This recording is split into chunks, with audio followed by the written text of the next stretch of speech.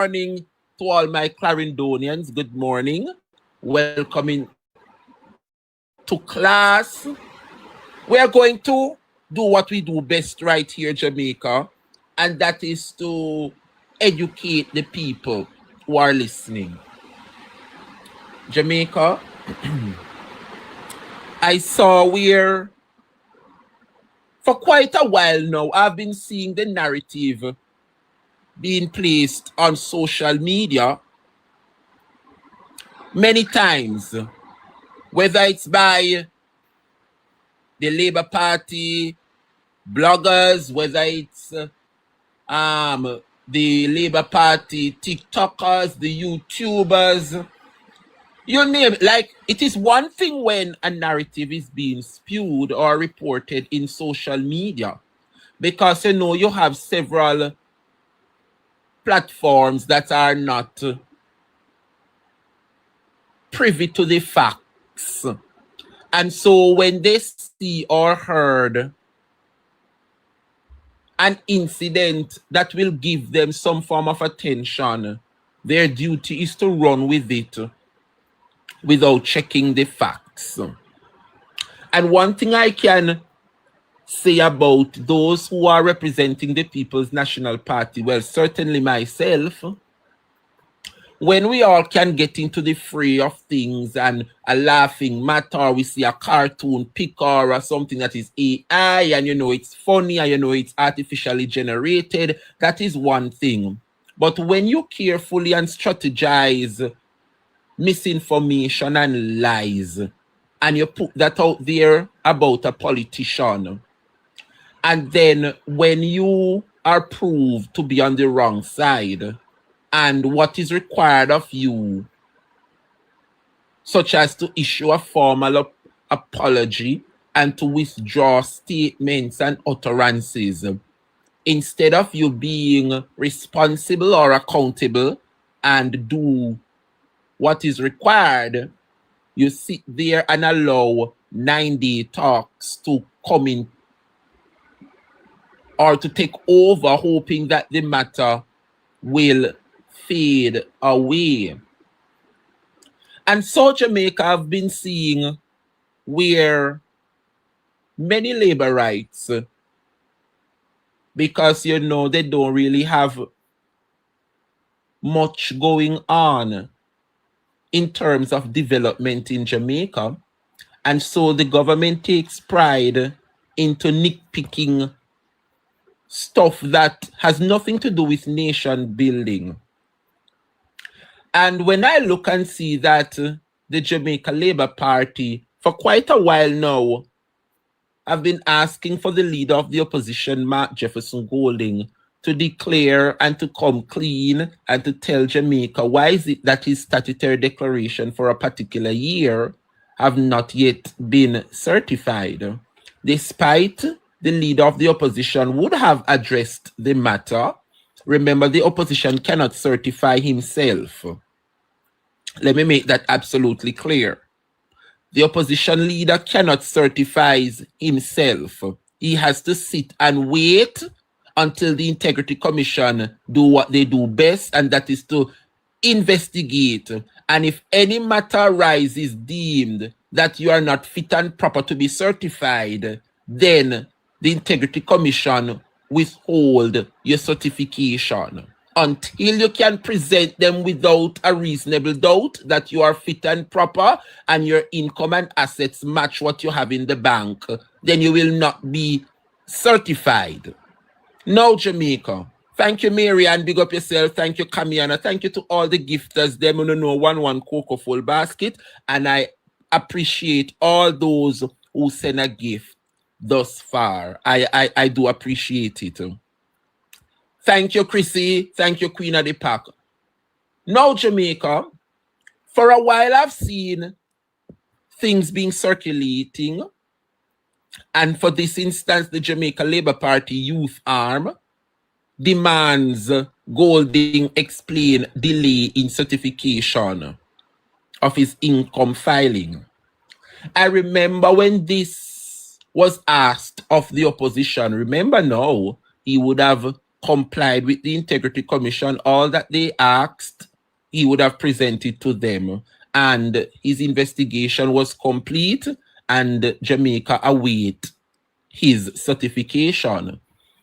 He go on so till, for whatever reason, we no see Mark Golding's certification come out, and we are say, but in done investigation or whatever, so what could be the hold up? And I remember it was addressed where the Integrity Commission at the time in 2024 was going through a transition where the Jamaica Labour Party tried all in their powers to weaken the institution, to remove who they could remove, who no retire, resign, and whatever it is. Like the Integrity Commission was going through a transition at the time. And so I recall they came out and make a statement. I think it was the opposition that said that because of staffing concerns, the Integrity Commission will certify the leader shortly. But because they are understaffed, the process, did not move rapidly as they expect. But he did comply with the investigation, and he was just awaiting his certification. But I remember when the Integrity Commission was under attack by the Jamaica Labour Party, and several of its members were either resigning, retired, or it comes to, them time just come for them to leave, them contract or whatever. The Labour Party decided that they weren't going to sign back some of them to the Integrity Commission. And it was during that time, 2024, when the staff at the Integrity Commission was significantly impacted. And so enough persons were not there, enough staff was not there. And I remember they came out and tell the country that is the reason why the process have not gone through. However, I've seen it over and over where the Jamaica Labour Party trying to make something out of nothing, right? And they keep on asking, how comes the opposition not certify? How comes this? And I cannot understand. Is it that the people have lost their way?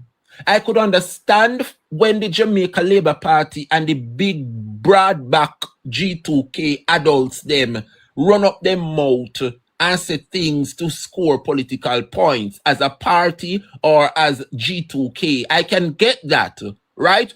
But when one stops to look and see that the youth of that party, Young Jamaica, join in to ask. So if the adults are making these claims, you would have think that the youths of the Jamaica Labour Party would at least read basic, simple things as read. And what they did is to come out and join the seniors of their party. I don't know what they seek to achieve. But here you have the Jamaica Labour Party youth arm demanding that Mark Golding explain why his certification filing was not met. And so Jamaica, I saw where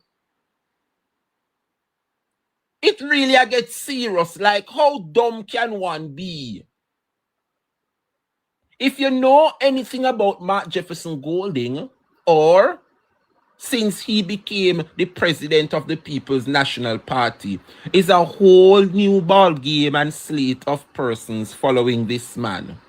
So, with all due respect to Michael Manley, with all due respect to PJ Pattison, with all due respect to Portia Simpson Miller, and the utmost respect to Peter Phillips, right? All those former presidents of the party get them fair chance to lead and accomplish much for the People's National Party. But I want the people of Jamaica, to start looking at the People's National Party through the lens of a Mark Jefferson Golding and when he now became the president of the PNP.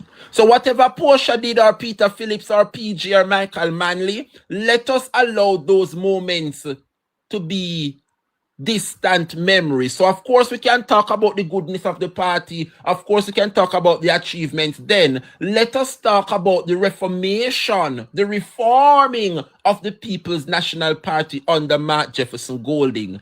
And sometimes it pains my heart when persons judge the party through previous leaders, and we have to give them credit for how far we became as a party. But for whatever it's worth, we have to look at the People's National Party since Mark Golding took the reins. This man became president of this party when the People's National Party was at its utmost lowest. And because of hard work and strategizing, the party is now stronger today than yesterday. And so we have to give kudos to Mark Jefferson Golding. And if it's anything that the youths of this country should learn from this man, is his honesty and his integrity in public office. A lot of persons today are not inclined with integrity and decency and the whole morals and values of society. And so people look and show that I go, we want money and we want this and that. But if you don't have no morals and no values and no honesty and no decency and no integrity, Jamaica, something is wrong with you. And so, because we saw this snowball effect and it have, what was a little ants hill turn now into a hilltop, and it's now moving and like grow big into a mountain. And so I only see the Integrity Commission come out. Yes, and rightfully so, because what we are not going to do is to allow the Jamaica Labour Party to tarnish the good name and the good character of the Golding and the Golding's family.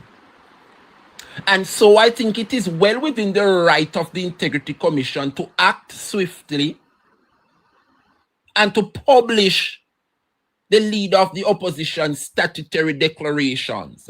And by doing so, Jamaica, we are happy to announce this morning that the leader of the opposition has been certified. Every single year, he has been certified. Whatever is asked of him by the Integrity Commission and the other investigative bodies, he would have complied, and he made every single effort to provide them with all that was asked of him. And so we are happy to share with you this morning that his statutory declarations are all certified and up to date. So what was asked of the youth arm of the Labour Party, it is now in the public, and a simple research could have prevented all of this and to save the party from the embarrassment. Because what this has caused now, Jamaica, is for the Governor General to also intervene. Because now the Governor General has published that the leader of the opposition has been certified since the 26th of May, which means that his last questions and investigations were met. Remember, we have not started investigate any public official for 2025. And so every single year,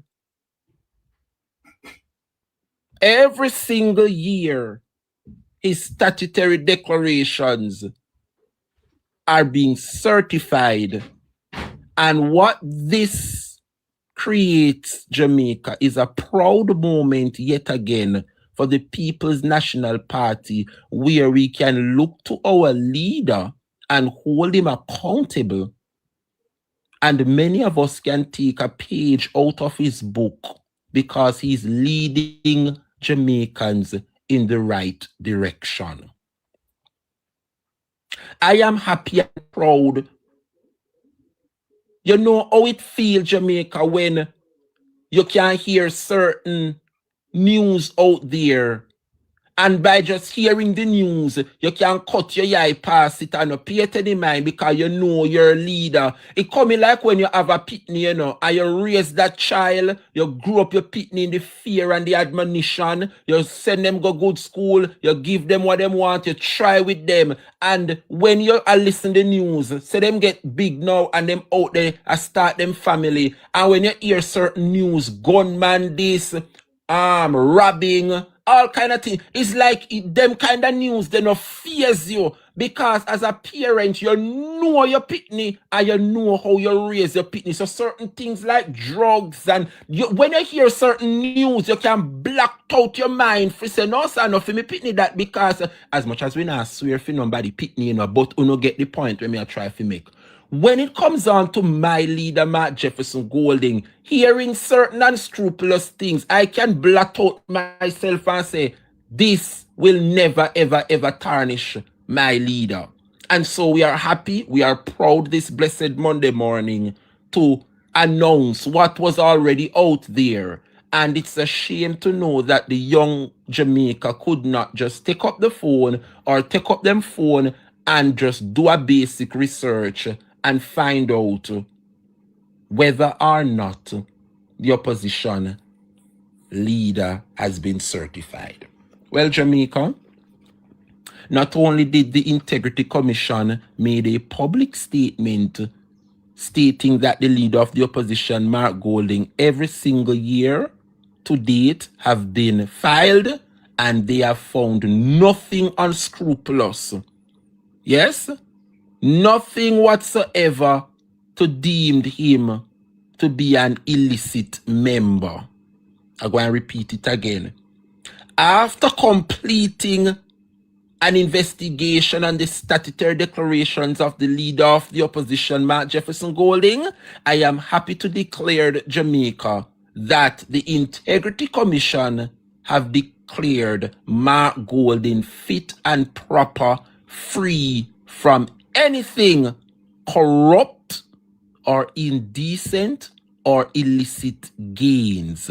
And we welcome news like those this morning. Now, Jamaica, not only did the Integrity Commission made a statement, the Governor General, the Jamaica Gazette Extraordinaire, have also published it on Sir Patrick Allen's page as the Governor General. And it reads, Jamaica, that notice is hereby given pursuant to Section 42(3)(b) of the Integrity Commission Act that a summary of statutory declaration of assets, liabilities, and license as at December 31st, 2024 for Mark Jefferson Golding, leader of the opposition, is published as detailed below. And below is saying that the Jamaica Gazette Extraordinaire Integrity Commission hereby certifies that the statutory declaration submitted by the adverse name declarant has been examined based on the examination which does not contribute an audit.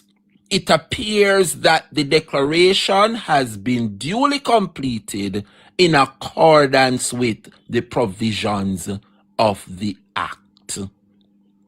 There you have it, Jamaica. A leader with integrity.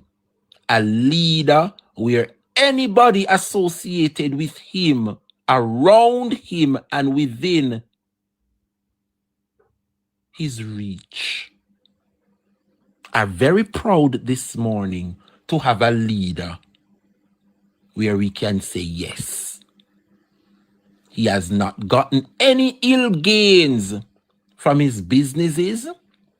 As a matter of fact, the Integrity Commission shows that he would have lost over $30 to $40 million. Yes?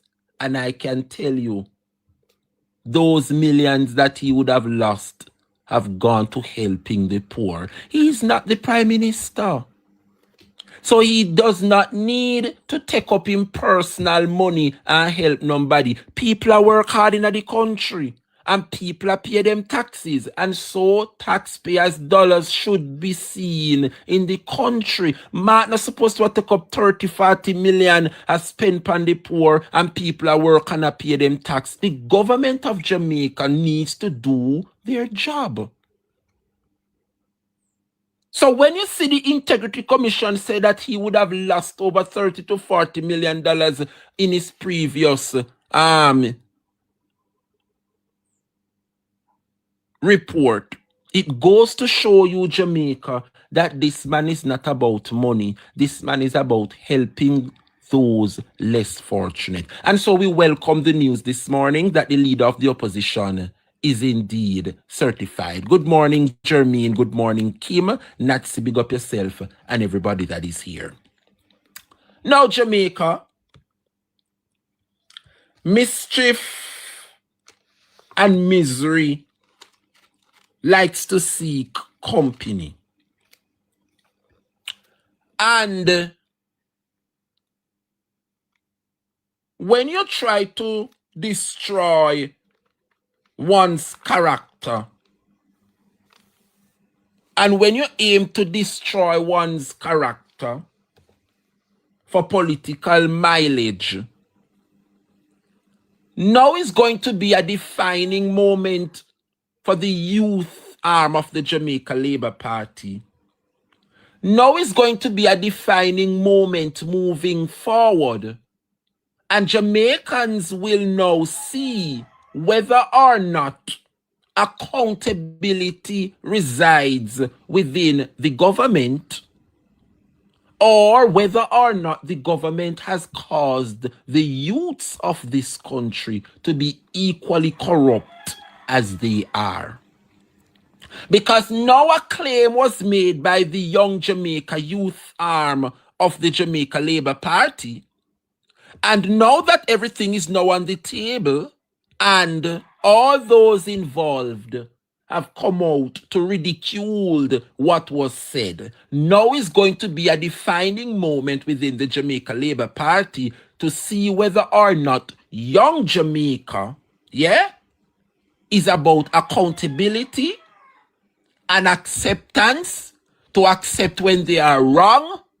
How do we move on from this, Jamaica? We await an apology, from Young Jamaica.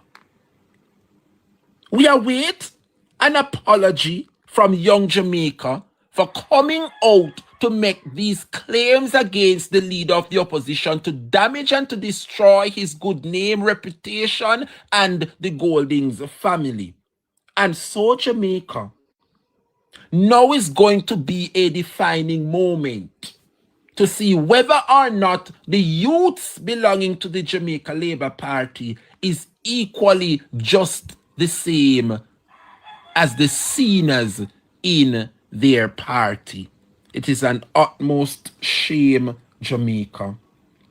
It is an utmost shame. Well, we demand a public apology from Young Jamaica. And I saw where the People's National Party never failed to disappoint. Yes, man, when the party are going good, we must encourage the party. Because up to now, the People's National Party no drop no catch, you know. Well, Jamaica wake up this morning bright and early, only to open up my gadgets. And I see the General Secretary for the YO, Peter Gay Ferguson. Hey, one thing, you know. When the PNP has strategized, them has strategized, you know. I want to say good morning to Peter Gay Ferguson this morning, the General Secretary for the youth arm of the People's National Party Youth Organization. That girl is doing an extraordinary job And we just want to commend her this morning. We want to say good morning to former Senator Gabriel Morris and the caretaker for Northwest St. Anne. Gabby, big up yourself as the YO president. But one thing me know, Gabby is going to allow persons to shine within the YO. Yes, some matters where the general secretary is responsible to do, you are going to see the general secretary come do her job. And when it's matters of national importance, then the president of the YO, Gabby, is going to intervene. Yes, it's the same within the scene of the People's National Party, you know. Certain matters, you know, see Mark Golding come out, come chat, you know. You see Dayton Campbell come out, come defend because he's the general secretary. And everything the leader must come out, come talk and talk and talk. No, people, we get tired of you. The general secretary is the one that is responsible for the ins and outs of the party. So the same replication of the seniors in the party is the same replication within the youth arm. So within the PNP-YO with Gabby as the president, we're not supposed to say Gabby come and address them matters here. No, it is the general secretary, Peter Gay Ferguson, and that girl is doing an extraordinary job. And we say good morning to Peter Gay this morning. Jamaica, I want you to listen to the General Secretary of the People's National Party, YO, Miss Peter Gay Ferguson, and the demands that she would have made moving forward that the Jamaica Labour Party youth affiliate, Young Jamaica, need to adhere to. Listen to this, Jamaica. The following is a release from the People's National Party Media Unit. The People's National Party Youth Organization is calling on Young Jamaica and the Jamaica Labour Party's Communications Task Force to issue an immediate and public apology for the dissemination of a reckless, baseless, and malicious statement concerning opposition leader Mark Golding's 2024 statutory declaration. Further, what you say a while ago, Peter Gay? No, me never. When you say the YO, the youth army, the Labour Party have to come out, them have to come out, come give a public apology? No, me never hear you good at all. What you say, Peter Gay? Tell me again. The following is a release from the People's National Party Media Unit. The People's National Party Youth Organization is calling on Young Jamaica and the Jamaica Labour Party's Communications Task Force to issue an immediate and public apology for the dissemination of a reckless, baseless, and malicious statement concerning opposition leader Mark Golding's 2024 statutory declaration. The PNP-YO is deeply disturbed that this misinformation was sent to the media and disseminated to the wider public without even the basic level of research, verification, or due diligence being conducted. The PNP-YO further notes that the certification by the Integrity Commission of Opposition Leader Mark Golding's 2024 statutory declaration was published in the Jamaica Gazette on May 26, 2026, more than a week before Young Jamaica's defamatory press release was issued.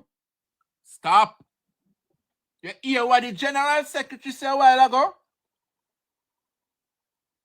And you hear what Peter Gay said a while ago?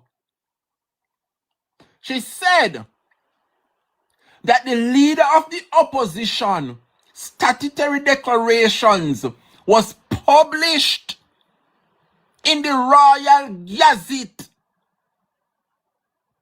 over a week before Young Jamaica came out and asked Mark Golding to come declaring assets.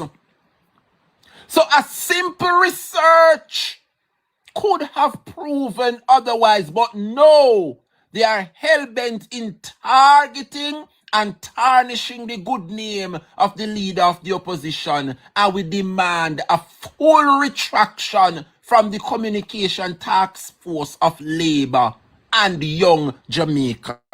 It gets worse. Listen here. The Jamaica Gazette is the official state newspaper and a journal of record for the government of Jamaica and serves as the official medium through which such information is published to the public.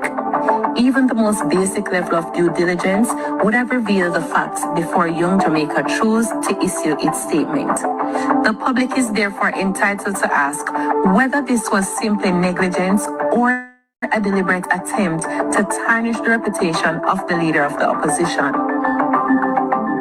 We are proud to be led by a leader such as Mark Golden MP, whose statutory declarations have been certified by the Integrity Commission every year since he became a Member of Parliament in 2017, including for the year ending December 31, 2024. The Prime Minister and the Minister with responsibility for information have repeatedly pledged to fight misinformation and correct falsehoods when they arise. This is their opportunity to prove that those commitments are more than talking points. If an apology to the leader of the opposition is not forthcoming, it will speak volumes about how seriously the JLP and its affiliates truly take transparency, accountability, and honest public discourse. No, sir, me want to know who write this a release, yeah. Hey, the release a bad, you know? Me say the release a corner every labor rights in the morning here in the rain. What me say? Me say this a public release. Corner every labor rights.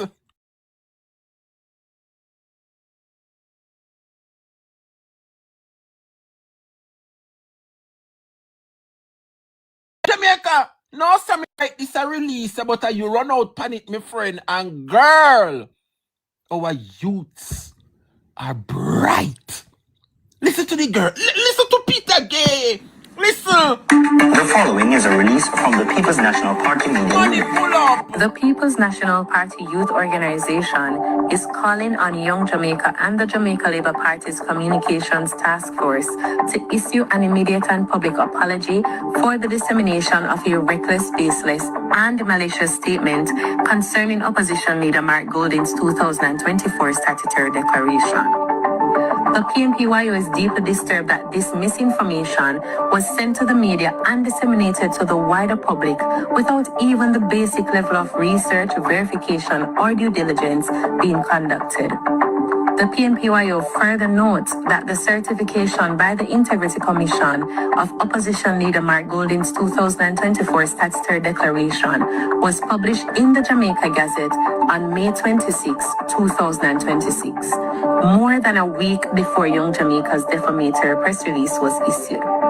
The Jamaica Gazette is the official state newspaper and a journal of record for the government of Jamaica and serves as the official medium through which such information is published to the public.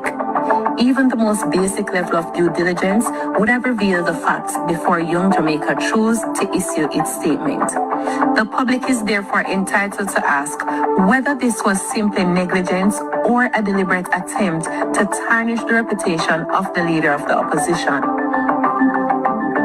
We are proud to be led by a leader such as Mark Golden MP, whose statutory declarations have been certified by the Integrity Commission every year since he became a Member of Parliament in 2017, including for the year ending December 31, 2024.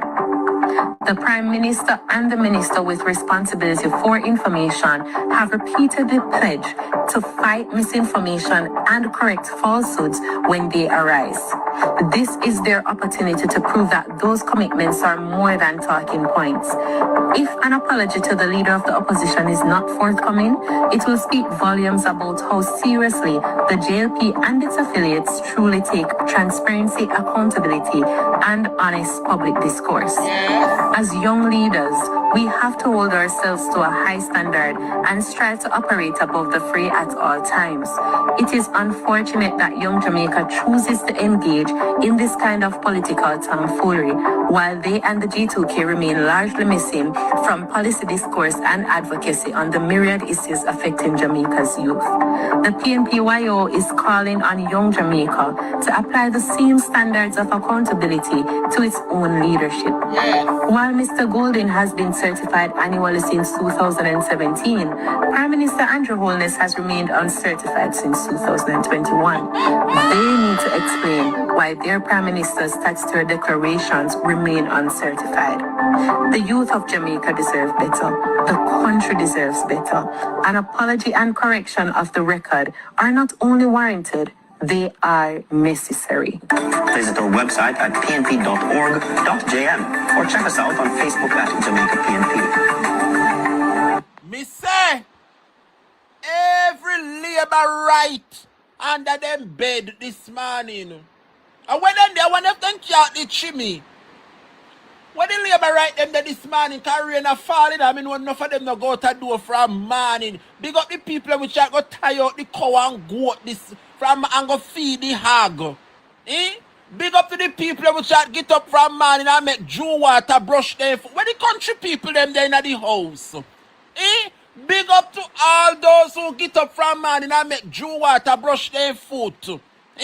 Me say when I wake up this morning and I this drop in my lap. A public apology from the Jamaica Labour Party youth affiliates. Can you imagine when the Labour rights them there this morning come in know the piss pot supposed to think up the bedroom now, you know, because from morning they don't come out. When the Labour rights them there this morning, we want to know if they can out the chimney from under the bed. When them there, big up yourself, Ishmael, morning. The labor rights them, I'm asking if you no count the chimney from underneath to no bed, because nobody no spoon from morning. We no see no now no come make dew water catch no foot. We no see no now no go feed the hog and tie up the goat them from morning. Where the labor right young people them there from morning, we are look for soon, we no soon. Jamaica.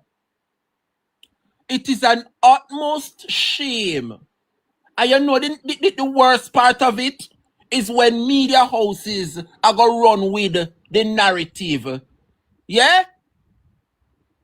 When you look and you see newspaper, I publish I don't even know if it class the garbage that the young people of the Labour Party is asking from the opposition leader.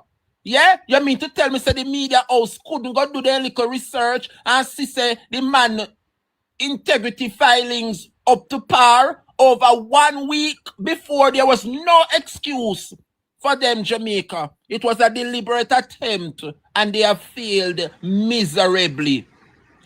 They have failed miserably. You want to tell me say the newspaper couldn't do their own little background check, and when the old dirty labor right them call the news media and ask them to publish this and ask for such requests to be made. You want to tell me say none of them, the editor they over them, the newspaper couldn't say I'm sorry to inform, but we have before us a copy of the leader of the opposition statutory declaration. What we can do, we can guide you accordingly where you can get the latest updates, because it is clear that you are either misinformed or not informed. The least those media houses could have done, is to stop them in their tracks. But it seems as though the media house is totally out of touch with what is happening. God bless the bloggers them. God bless the bloggers them on social media for putting out the truth where we can go find the truth, because them your media houses here. No shame. No shame, Jamaica. And so, Jamaica, this morning, we demand a public apology from the communication task force, of the Jamaica Labour Party. And we ask that the young Jamaica, the youth arm of Labour, to issue a formal apology to the leader of the opposition. And failure to do so, Jamaica, we will now realize that the children would have sucked the sour, how it go? The mama suck the sour grape and set the children teeth at edge. Make we talk, make it, when the country people them there in the class this morning. I am very proud. That's why none of them could have never make me eat the queen of the south, you know, a pat what we say. When a time for speak, he spoke. Me not tap chat in a language where me people them can understand. Go from here, so. Jamaica, the mama suck this sour grape and set the children teeth on edge. And that is what we are witnessing this morning in the Labour Party. The nasty, dirty, big back, tough, crowbait, long time MP them. When I know principle and integrity, nothing about them. And he rub off on the young people in the Labour Party. So much so that they could have come out with such a damning claim. And now they have proven wrong. None of them can come out, can retract or issue a formal public apology. Jamaica no open up no eye. Open your eyes, Jamaica. It is a shame and disgrace. The direction in which the Labour Party is taking this country. I want to say kudos to those persons who know wrong from right. I want to say kudos to those persons who find themselves on the right side this morning. And the right side is with the People's National Party. I want to charge all the bloggers out there, every one of them on the social media that is doing the good of the party. Don't give up. Don't give up. And now is the time to be more united more than any other time. And so I charge every single bloggers out there to continue to do what you're doing. Continue to fight and continue to do the best you can for opening the eyes of the people so they can see what is happening in their country. But Jamaica, since they're asking for statutory declarations, certified and uncertified, a lot of them are asking the question,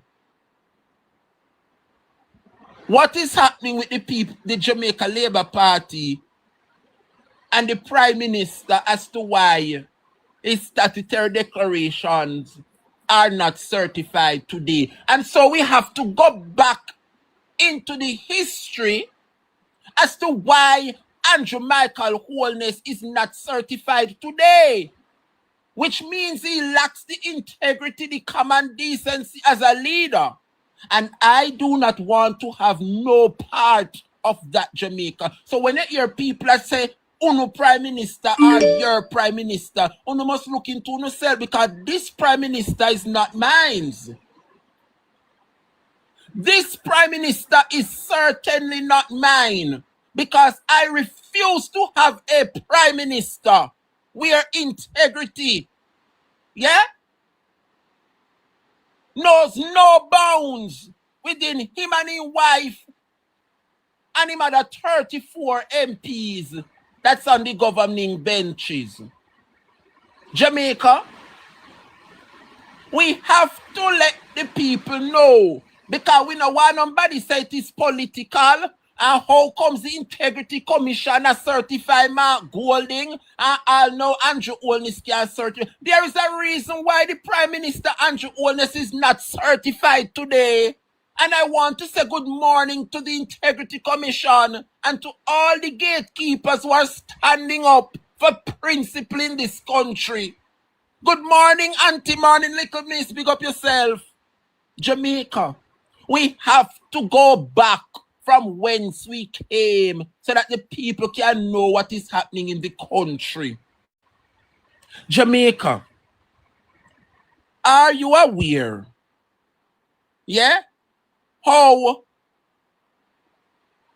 we end up here with a Prime Minister in this mess? We have to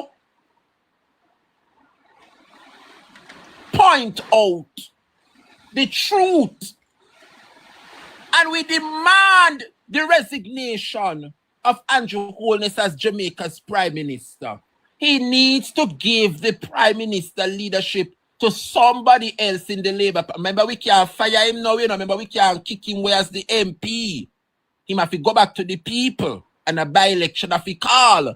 So nobody has said if he get rid of Andrew Holness. But I believe a decent leader would look within himself and recuse himself as the Prime Minister and do the honorable thing and step down, because our youths are looking on and they are saying if the Prime Minister can be getting away with so much wrongdoing, so can I. And what the Jamaica Labour Party is creating, is an imbalance in the society where persons with them connections like him as the leader can get away with anything and he is above the law. Now, my people, we have to drag your memory and ask yourself, how did we get here? So labor rights will not come here. Let us remind you this morning, why is it that Andrew Michael Holness is not certified? Let us get into it, Jamaica. How it all started. Remember, me not touch Kim Brown Lawrence yet, Hello, me no want nobody rush me class this morning, Wanna see how long, wanna see me come over upon the weekend and go and he down in a them blouse and skirt this morning on the internet. So all that uno go get to no coffee, no smoothie, no whatever, no fiko nick pick pat agwines. He down in a the labor right them. Jamaica, how it all started today. The Integrity Commission reported, into Prime Minister Holness's Income and Assets Declaration for 2019 to 2022 was released. Yes? Was what? It was released, which means, Jamaica, that as is customary a year time, the Integrity Commission do them little audit and they audit and investigate the MPs, them and any other public bodies. So the Prime Minister was under investigation. Remember they went ask him some question and he saying look longer. It took to his knowledge, nobody no under no investigation. Remember him under investigation and the man no say under investigation, And when the media asked him, Andrew saying look far and wide. And he don't know of nobody, and he asked them in a party if anybody are being questioned or investigated for ill-gotten gains or illicit and Andrew knows say him are the hallmark, He is the hallmark.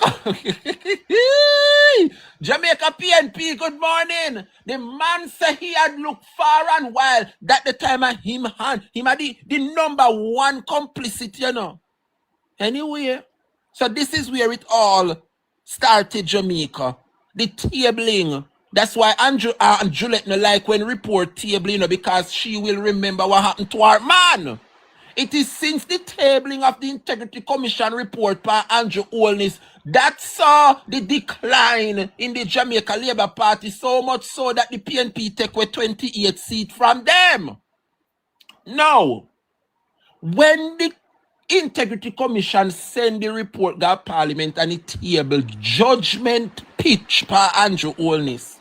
So it all started here, Jamaica, when the Integrity Commission released the report on Andrew Michael Holness. Follow me now, labor rights. When the report table, what did Andrew Holness did when all of the things them start bust out in the report? What him do? He stand up in a parliament and based on his next move after the report tabling at the parliament, hear him now. Prime Minister Andrew Holness this afternoon delivered a statement in parliament responding to the findings of a report by the Integrity Commission into his income and assets. Holness said he will be challenging several of the findings, citing errors made by the entity. I reject this finding, Holness declared. See it there? Prime Minister addressed Integrity Commission report on his statutory declaration. So that was his first move, after he table. Say him I go challenge them and he reject the findings. Kakafat.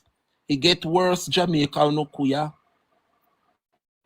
The reason for Andrew Holness's uncertification, the reason why they cannot certify the Prime Minister 6 years now, Prime Minister Andrew Holness has not explained the movements of what? Millions of dollars among connected companies. So for the people them which I keep on ask, how is it? How comes?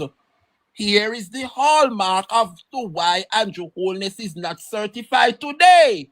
The Prime Minister has not explained the movement of millions of dollars among his connected companies. You want to hear more? Follow me now. One of the major reasons, remember me just point out one of the reasons, he has not explained to the Integrity Commission the movement of millions of dollars among his connected companies. But one of the major reasons why they can't certify Andrew Holness up until this very moment, you don't know why. See it here. Andrew Michael Holness had fixed the use of charity funds to buy assets after the Integrity Commission raises questions. So what this is telling us, Jamaica, is that Andrew Holness is complicit as a do criminal activities, which mean when the Integrity Commission do their investigation, they stumble past some irregularities. Based on what Andrew Holness tell them, and that them go alpha, so the people them investigate what Andrew Holness tell them. When them investigate Andrew Holness and then stumble up in some things where input pan in declaration, yeah? And the Integrity Commission say, but you are operating a charity. But what you're saying here, Prime Minister, is that you use the proceeds for charity to invest in your own personal assets. Something is wrong here, Prime Minister. And knowing the kind of slick man he is, when the Integrity Commission point out these irregularities, what Andrew Holness did was to what? To fix the use of charity. That means he might try to put it back. He put it on the paper, how he arrived here. But when the Integrity Commission says something is wrong here, Prime Minister, you're not supposed to be using charity money to do this. And you are go back now if you go fix the money for its intended purpose. Criminal! Criminal! And then they sit and wonder, how comes Andrew Holness is not certified today? Here is one of the reasons. He was caught, Jamaica, fixing the use of charity funds to buy personal assets. And one of the hallmark reasons is that Andrew Holness has not yet explained the movement of millions of dollars among his connected companies. Jamaica, when Andrew Holness realized that the investigation uncover and dig up and the Integrity Commissioner make some grounds has to complicit him. You know what Andrew come tell the people them say? He feels targeted. I mean, feel you know a target me. What make you know a target me? Can you imagine the leader of the country exposed? Yes? And when people, I said, no man, something not right here, so Prime Minister. What could that be the whole up? What make them can't certify you? He came out trying to play the victim, Jamaica. That he feels targeted by the Integrity Commission. How do you feel targeted? You are a public official, Andrew. You are a public official. You are a part of the public sector. Yeah? You are not a part of the private sector. So if you don't want the Integrity Commission investigate you and dig up in your filings, then join the private sector. come out of public office. It's simple, If you feel so you want Jamaica to know about your ins and outs and your ill-gotten gains, leave the public office, leave the public sector and join the private sector. So when the Integrity Commissioner find all of them something about the Prime Minister, he came out and told us that he's feeling targeted by the Integrity Commission. And what did he do next, Jamaica? Andrew Holness took the Integrity Commission to court. No, we have to refresh the people their minds, How did we got here? Yeah, so me I remind the people them. What he did next, Jamaica, was to take the Integrity Commission to court. See it then from town, Holness seek the court ruling to invalidate the Integrity Commission investigation report. What a outer orderness. What a outer orderness, Jamaica. Well, when Andrew take the Integrity Commission to court, judgment pitching at the Labour Party. That's why they say you must be very careful for what you asked for, When Andrew Holness carried the Integrity Commission go court, yeah? Mighty God, the court start expose everything. But Andrew, remember? Ghost of filing past. Yes, Prime Minister's legal fight exposes decades of financial gaps. Jamaica, when Andrew Holness carried the Integrity Commission go court, something come out. Something come out and just sit down and wonder how he can be certified, and the nasty, dirty people in this country are bypass all of them as something and put back Andrew fi rule them. Uno fi suffer. Uno fi suffer like a dog. Jamaica people, make we get down into it a little bit, please and thanks. Andrew Holness do what?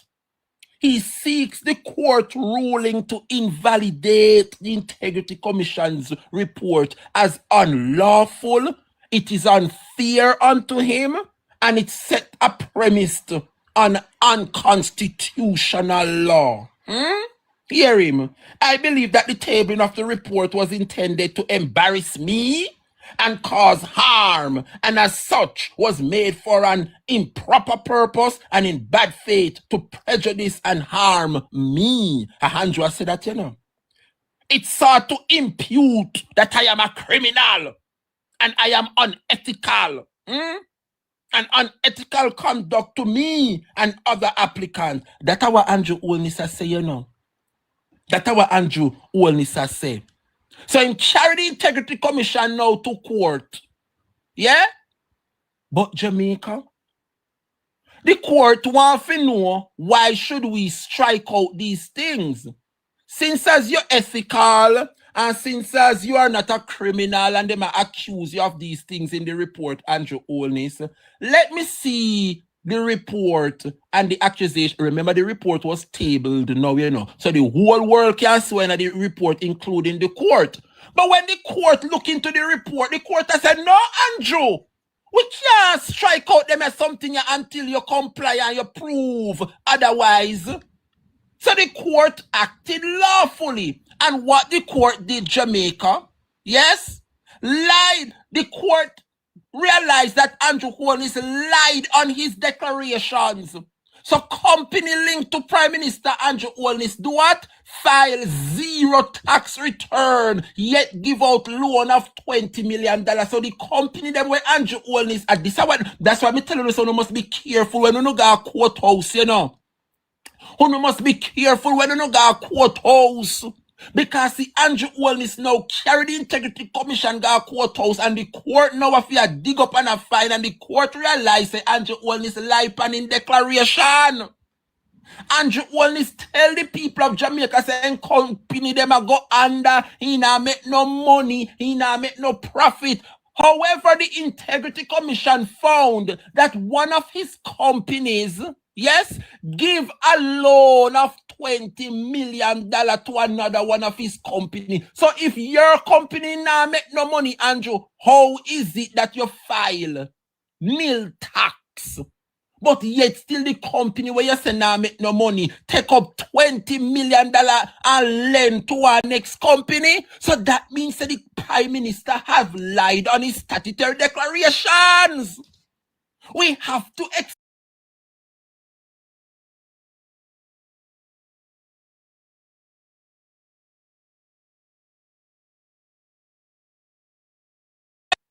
Jamaica people. The corruption prosecution to probe honest conflict of interest allegation in the Integrity Commission. Here, you know, this is another reason why they cannot certify the Prime Minister. No, listen here. The court concludes that Andrew Holness may have influenced the awarding of millions of dollars in government contract to the company of a business associate. So when Andrew Chai things got court now, they made a bust out, The government contract awarded to one of Andrew Holness's company known as Western Construction. Here you know.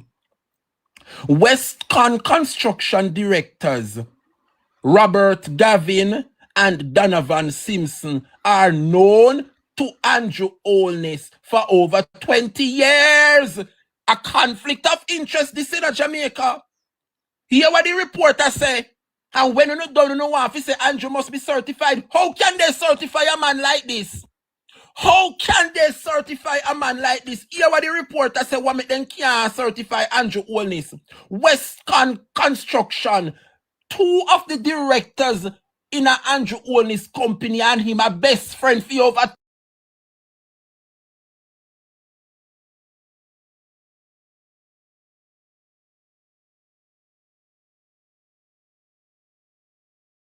contracts were awarded by Andrew Holness through the Ministry of Education when Andrew Holness served as a portfolio minister, and then the Social Development Commission and the National Work Agency. So while Andrew done a Ministry of Education and in the Social Development Committee and also the National Works Agency, Andrew Holness award contracts to persons who him and them are big friends for over 20 years. So the Integrity Commission is saying that this is a conflict of interest. So Andrew have about 5 reasons why they're not supposed to certify him, It gets worse. Listen here. The report states Andrew Holness personally knows Mr. Gavin as he was employed in his constituency office in West Central St. Andrew and also in his personal business down at West Can. Mighty God. Come here, Jamaica Labour Party, come here. Make I repeat it again. The report states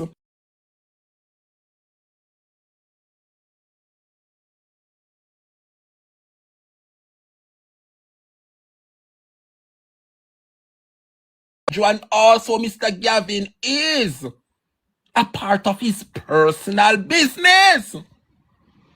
Mr. Gavin, Andrew friend for over 20 years, also Andrew Holness is director in where? In one of Andrew business known as Positive Jamaica Foundation Limited, where Andrew Holness remain a director. How are the blouse and skirt this year in front of me? Jamaica, you not hear this apart here. Mr. Gavin, one of the Prime Minister's friend for over 20 years, yes, is Andrew Holness's director in Positive Jamaica Foundation Limited, where Holness remains a director. So he's awarding contract to Mr. Gavin. Mr. Gavin is a director in the company, and the Prime Minister is also a director for that company. So right there and then, that is a conflict of interest. How can you award contract to individuals who work within your constituency office? It went on further to say that Mr. Gavin and the former finance minister Nigel Clark and another person known as Warren Vernon were noted as also directors. Both Mr. Gavin and Andrew Holness were also listed as directors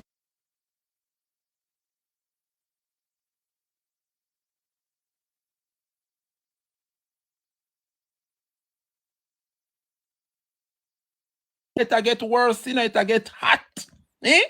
Listen, this part here. This is another company, This is another conflict of interest. So conflict of interest number 2. So the first conflict of interest was Andrew Holness and Mr. Gavin.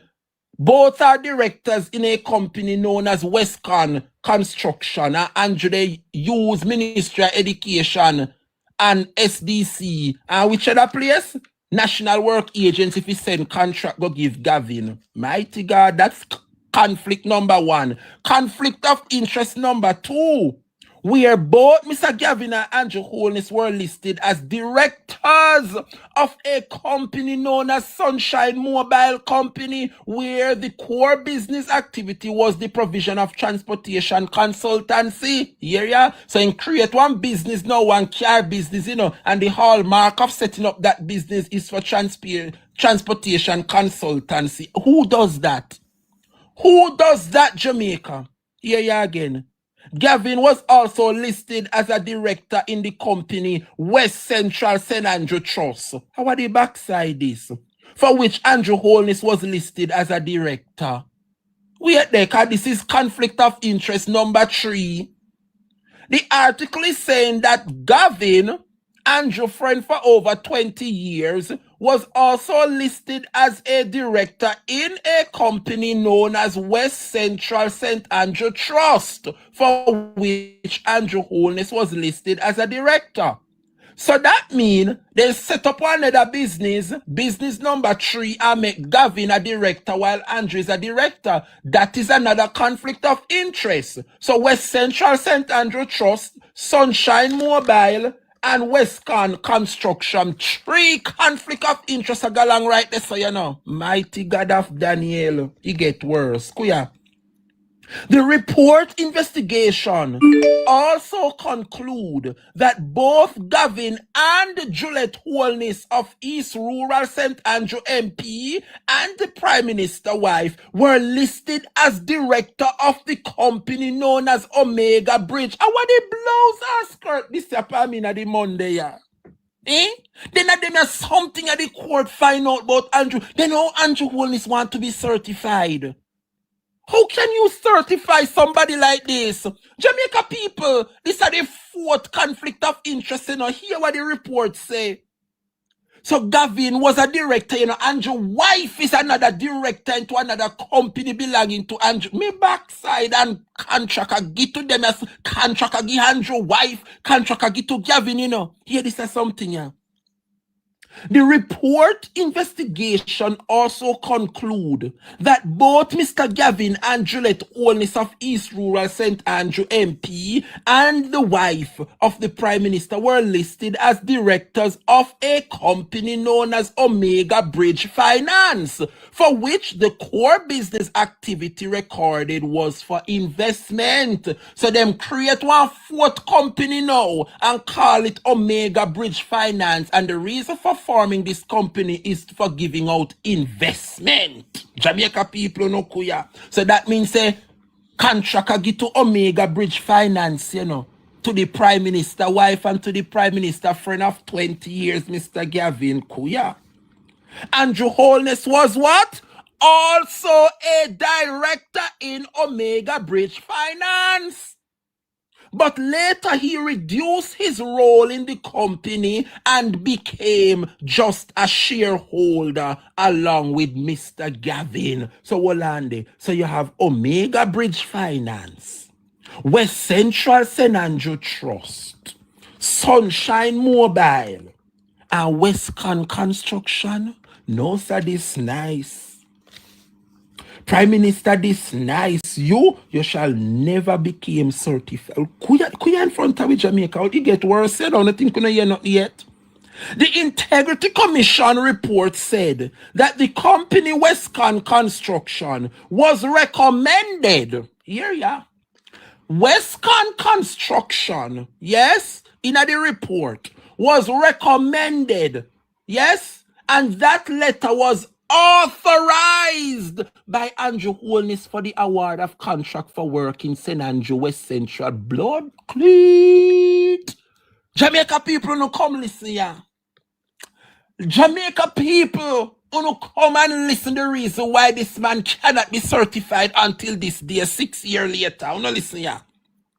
The Integrity Commission report said the company Westcon Construction Limited was recommended in a letter, and that letter was authored by Andrew Holness for the award of a contract for works in St. Andrew West Central for a Christmas work program. So what this is saying, Jamaica, is that Andrew Holness write one letter and send it to the relevant authority, granting them the permission to put his company to get the contract to do the Christmas work program. Blood cleat. Andrew, come here.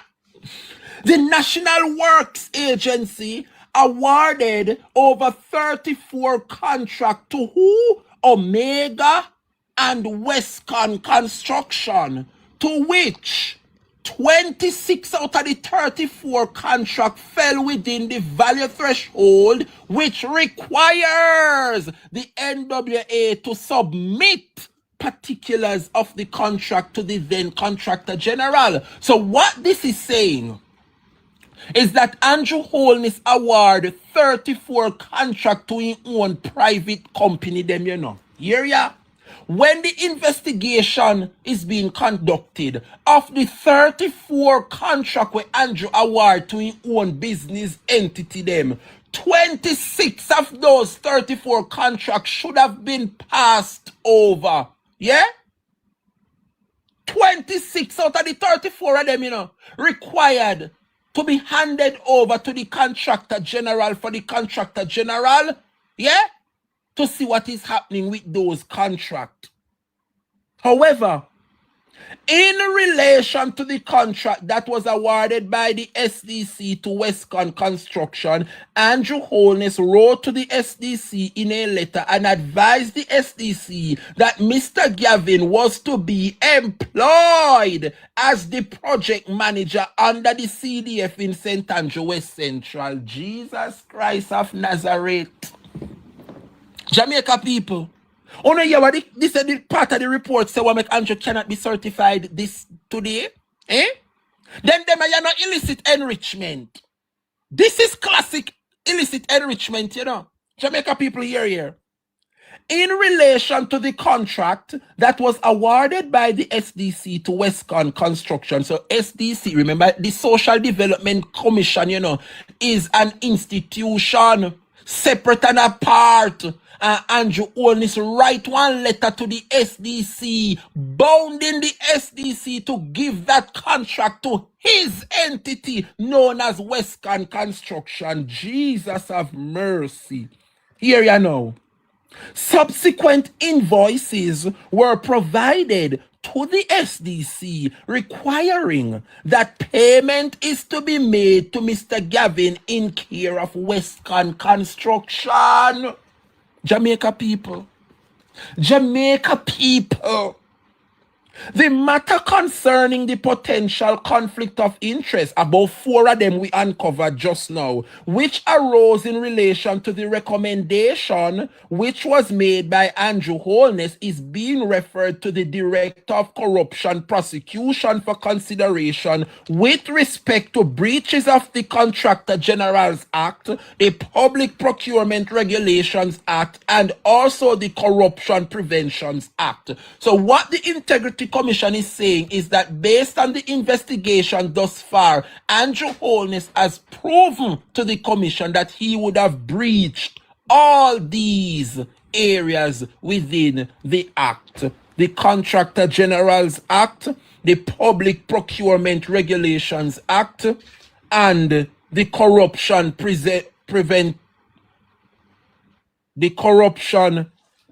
Preventions Act. Jamaica, this is serious. This is serious. The matter, let me repeat it, concerning the potential conflict of interest, which arose in relation to the recommendation. Who made those recommendations? Who made those recommendations? Which was made by Andrew Holness, the report is telling us, is being referred to the Director of Corruption. So what this is saying is that they would have discovered corruption being committed by Andrew Holness. Jamaica, how is this man still there as the Prime Minister? How is this man still sitting there as the nation's Prime Minister? The matter concerning the potential conflict of interest which arose in relation to the recommendation which was made by Andrew Holness is being referred to the Director of Corruption Prosecution for consideration with respect to breaches of the Contractor General's Act. The report states that 26 of the 34 contract should have been handed over to the Contractor General, but they didn't hand it over. In fact, Andrew Holness draft up a letter and send a letter to bound the ministries to give the contract to who? Westcon Construction, his own entity to which he is a director of that company, and his friend of 20 odd years, Mr. Gavin, is also a friend of that company. So he wrote a letter telling the ministry to give the contract to this individual, Westcon Construction. Isn't that conflict of interest? Isn't that matters of corruption, Jamaica? Eh? These are more than enough reasons as to why the Prime Minister is not certified today. See there? The Prime Minister, company link to the Prime Minister have filed nil taxes, zero, no tax return, yet gives loan. Yet gives loan of $20 million. The Integrity Commission report has uncovered that several companies connected to Andrew Holness filed nil tax return despite reporting an income. So all of these entities are make a little money, you know, but them files say they're not making any money. But they were caught handing out loans. So how can you be filing no tax return? Your company now make no money. But at the same time, the investigation has shown millions of money are transferred yaso deso in a various accounts over to various companies belonging to the Prime Minister. Eh? It is said, Jamaica, that one of Andrew Holness's company known as Green Emerald filed nil tax return but gave a loan of over $20 million to who? Positive Media Limited, which is another company connected to Andrew Michael. But what are the Jamaica? With all that we would have discovered and unearthed right here, so as much company the Prime Minister have and a benefit ill-gotten gains from them, let me see if we can recall. Him have Imperium Investment Holdings. Him have Positive Media Solutions. Him have Positive Jamaica Foundation. Him have Estate Bridge Holdings. What else?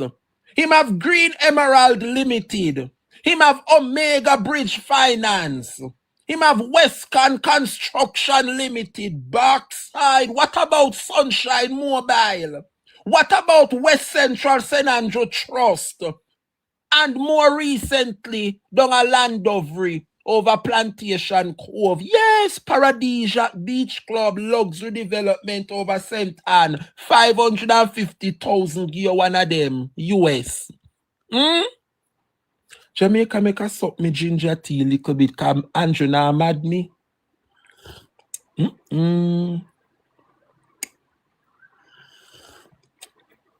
Hey, Jamaica.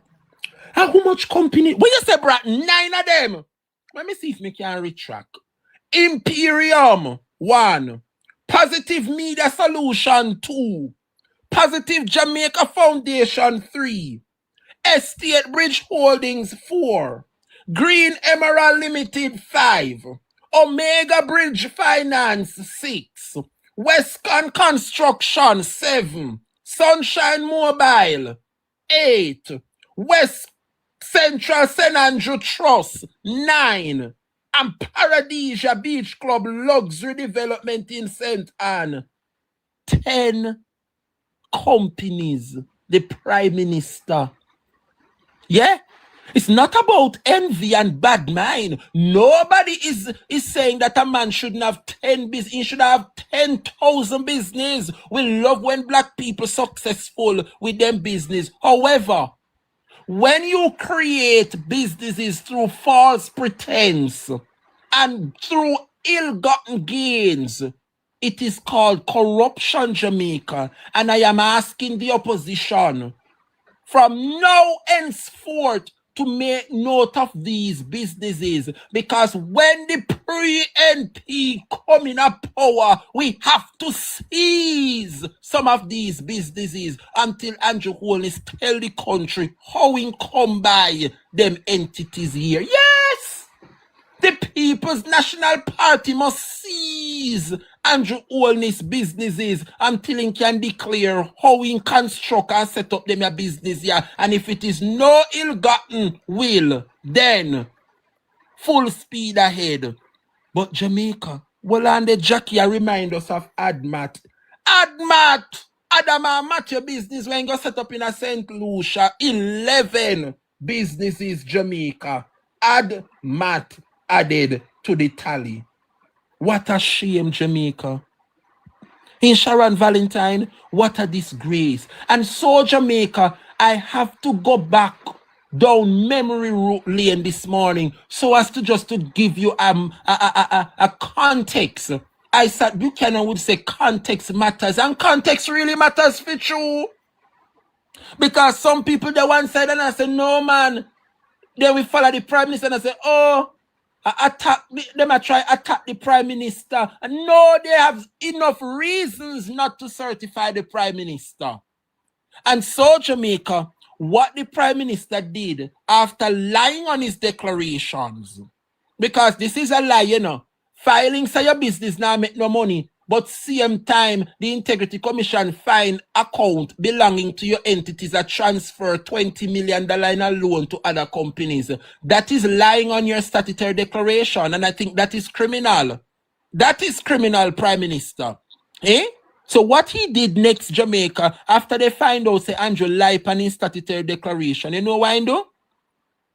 The Supreme Court then ruled, yeah, to strike out Andrew Holness's bid, because he wants to strike out the part where the Integrity Commission say what Andrew have done is create for himself ill-gotten gains, and he has profited and benefited and enriched himself illicitly, you know. That is basically what the report is saying, is that Andrew Holness must be charged for illicit enrichment.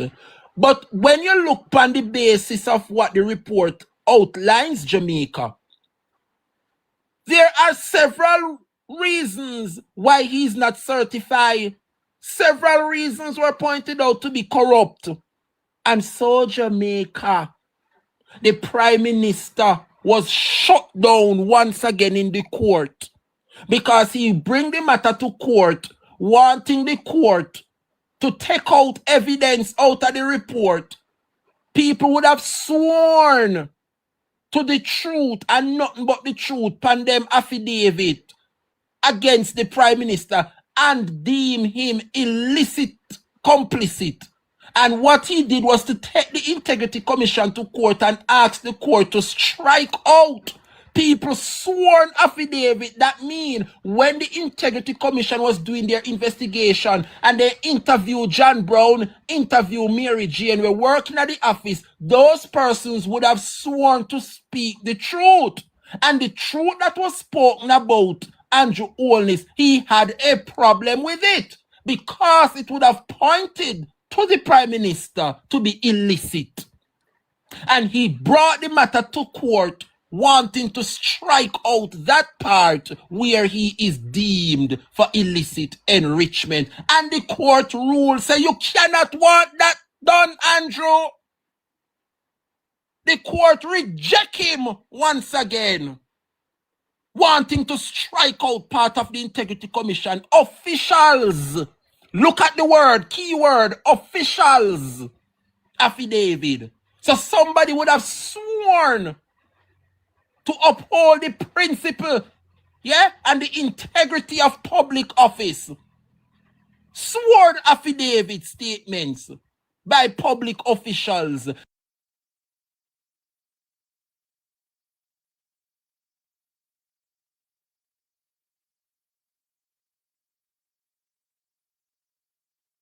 Gets worse, Jamaica. After the court shut him down again. You know what Andrew Holness did? Yeah?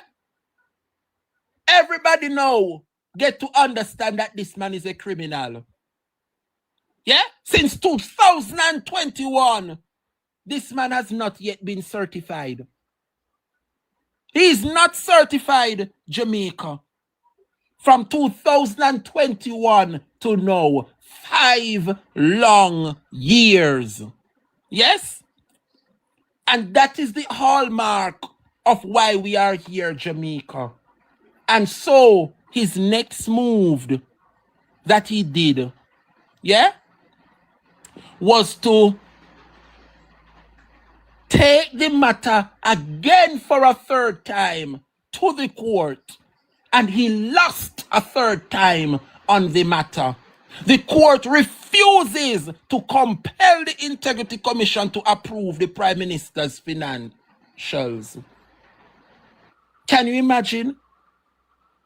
This is his third time taking the Integrity Commission to court.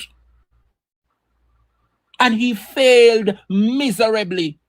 The court refuses to compel the Integrity Commission to approve his financials.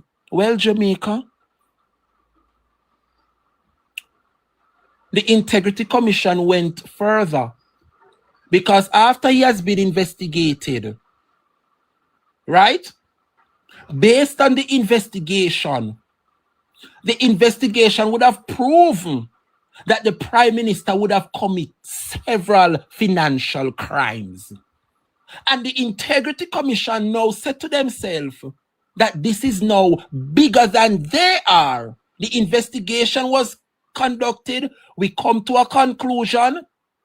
And these areas are bigger than the Integrity Commission. So the Integrity Commission refer the Prime Minister to the FID because there are substantial grounds, yeah, that the Prime Minister have committed financial crimes.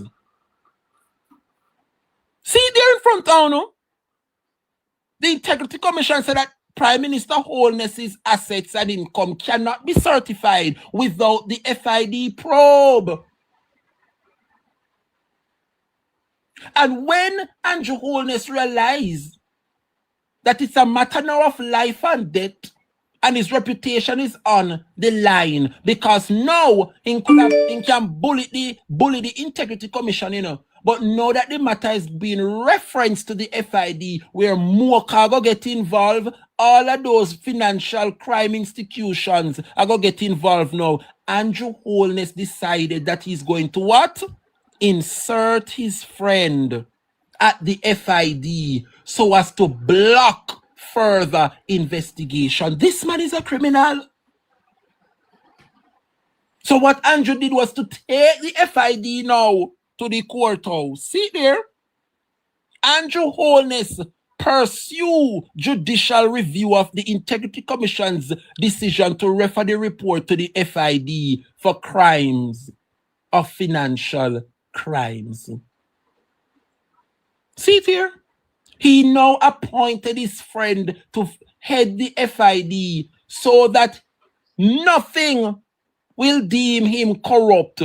But the investigations prior from the Integrity Commission would have shown otherwise.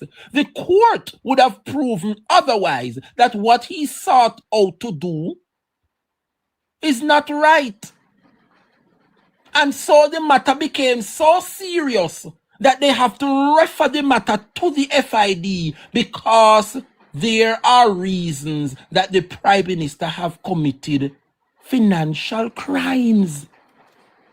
And ever since the matter was referred to the FID, it has been stalled, Jamaica. And so, for 6 years, Jamaica still awaits. See there? Holness seeks update on the FID probe. We are still waiting on the FID probe. For 6 long years, from 2021 to now, see there in front of Uno. Andrew Holness have put Dennis Strong at the FID so that they can stall the investigation and Jamaicans will never know. But who know? No. And I think the investigation was superb, Jamaica. And so we have to blame ourselves for putting back this man into power. Jamaica, it is a national disgrace.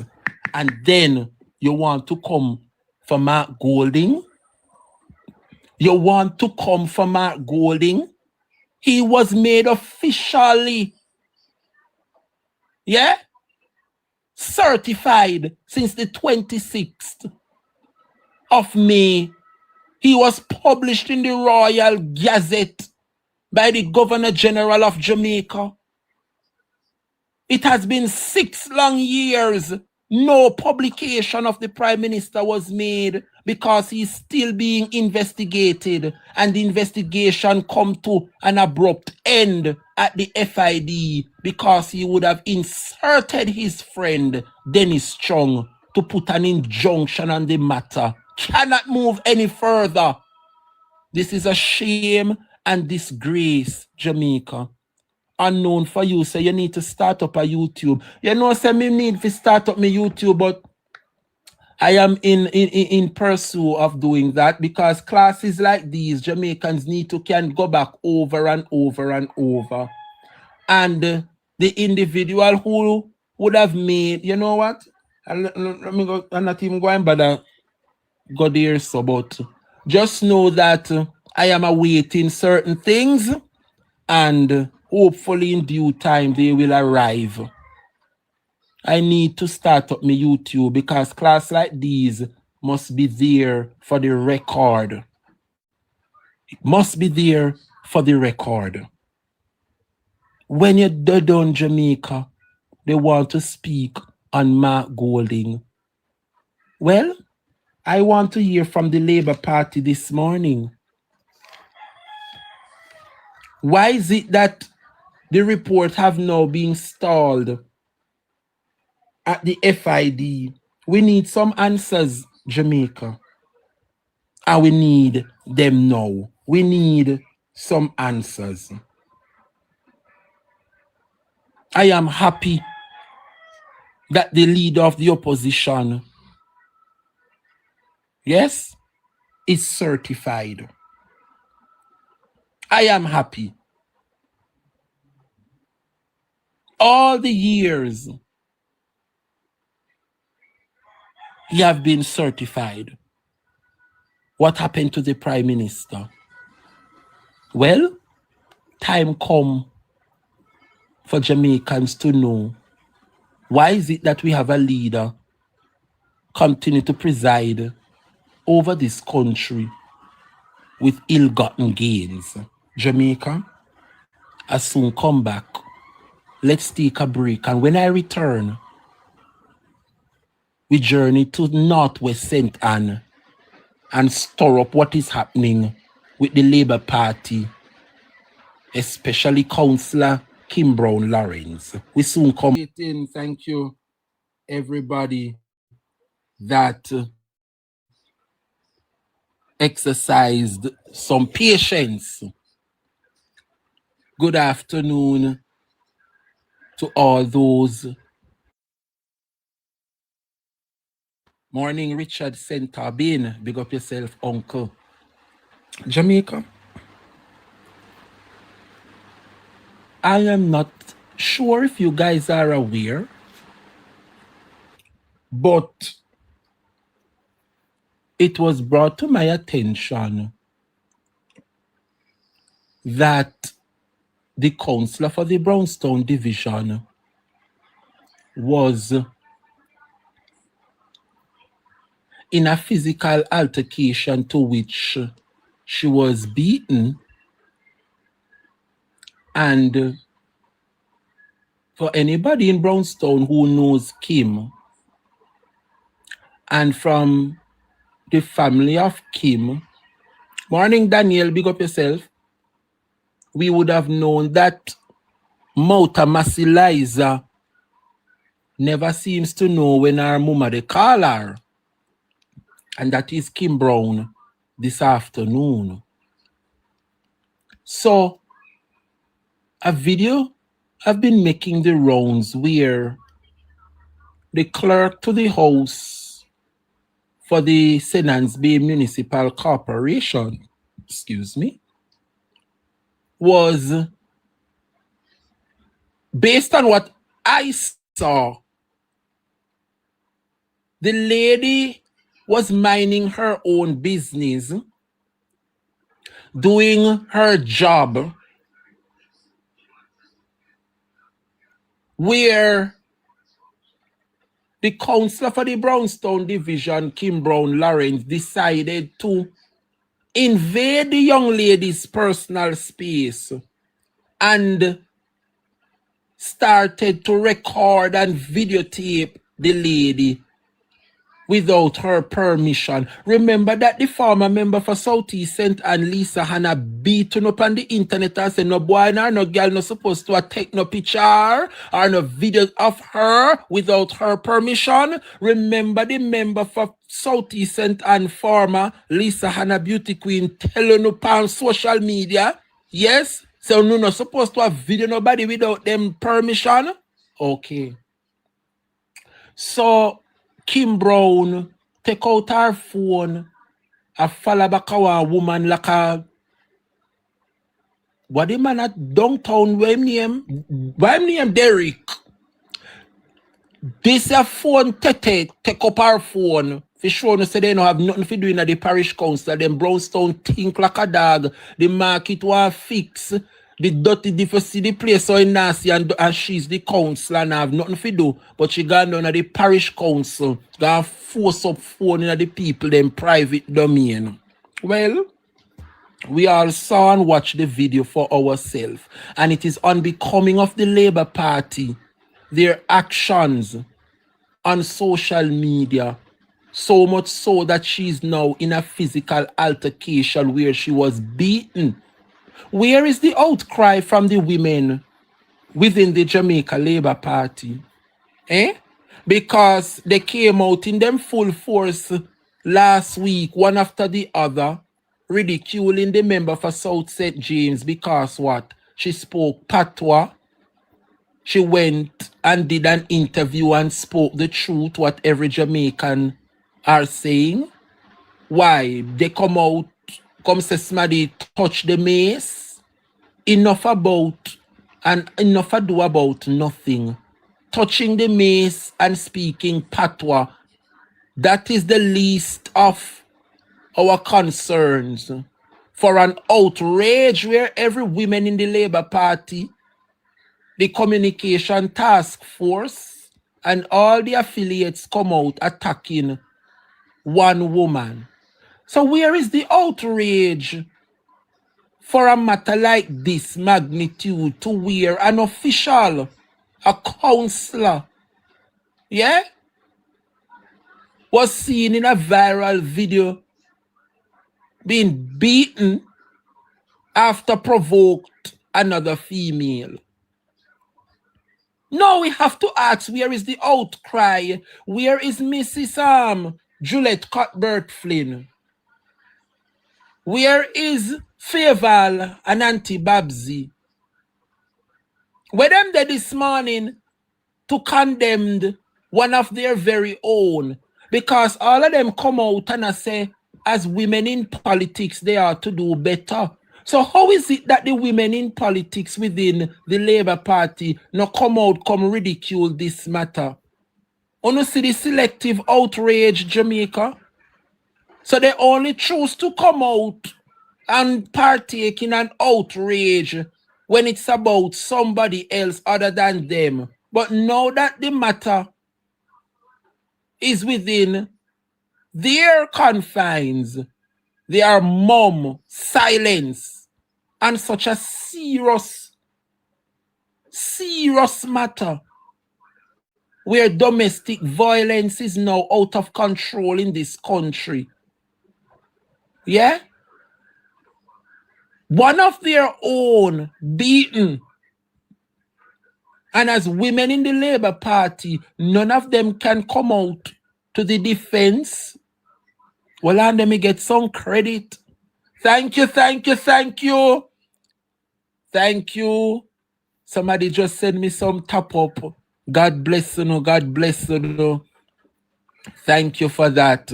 I appreciate the top up a while ago. As some know people love me and appreciate the work. God bless you, me on a store basket. Never, ever, ever run dry. When you say Melody Crooks, them now go say not because they see the video and see I share the aggressor. Okay. Well, my people,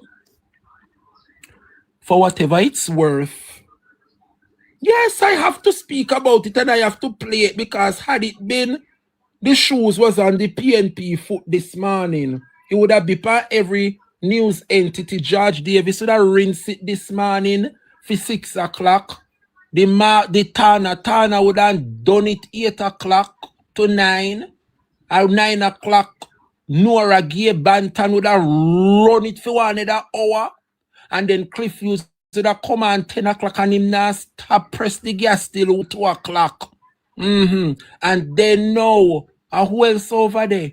Tyrone, Christ of Nazareth. You don't see Tyrone now on TV. I see Tyrone on CV. And let me tell you something. Sometimes some people is better off heard than seen, you know. Sometimes persons are better off when you hear them than when you see them. Tyrone, you need to go back behind the microphone and move from off primetime TV. I'm going to repeat it again. Tyrone, you need to go back on the radio and come off a prime time. You are Mal and Morgan not supposed to come out and show yourself. You must stay behind the confines of a microphone. And I mean it in the most respectful way. Tyrone, yeah, and Mal and Morgan. Uno must never be seen. Uno must only be heard. Uno need to go back to the confines of a microphone. Now Jamaica, Kim Brown, once again making the rounds for all the wrong reasons. Well, Jamaica, now listen to how it all unfolded. Listen here. Listen them. You will let me cross my face. Sorry. She's over this other office. Miss, you can repeat what you just said. When you hear the counselor, and the aggressor, they follow back at the woman a videotape her. Miss, what you just say? I follow down the woman, you know, I trail down the woman. What make misery love company, so? Eh? And when you no get to know us boss now, no come out and play a victim.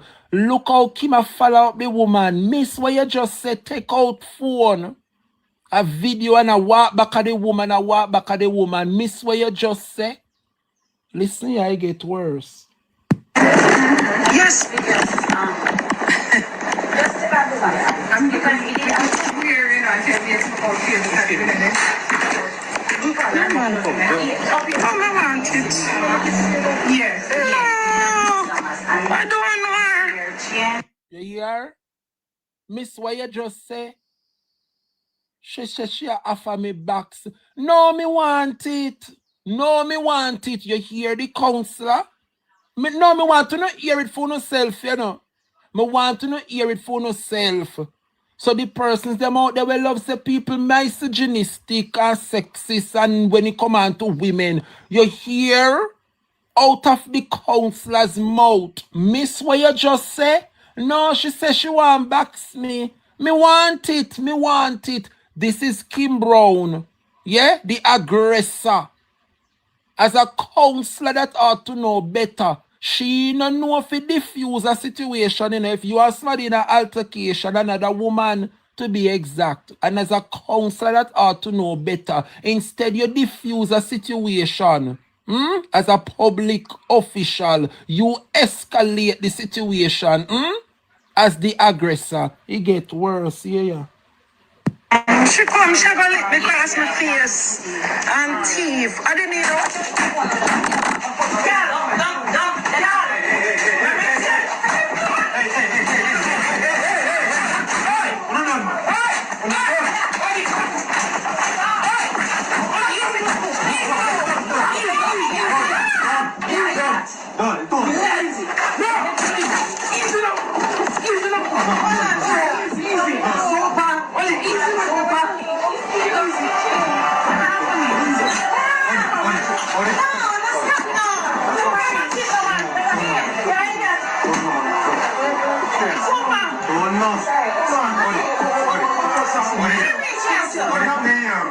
She come and push the phone up in her face and tell her to leave me and for the audience and she pick for me and walk around her and she took phone and face for what? What is what? You hear the commotion? Me say the girl can her in the office and beat her to a pulp. You must learn to see people and leave them alone. Act like a public official. Kim Brown is a national disgrace in a Brownstown. You are a national disgrace to Brownstown. Listen to she come out. No, listen to her. Council Bello, they ask what make them get beat up. You know, she said me head mash up.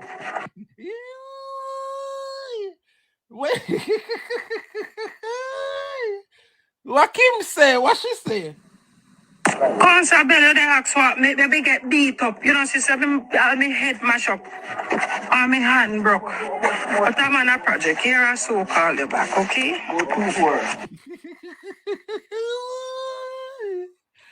Kim, I don't want to laugh, you know. I don't want to laugh. Do you man see her head mash up?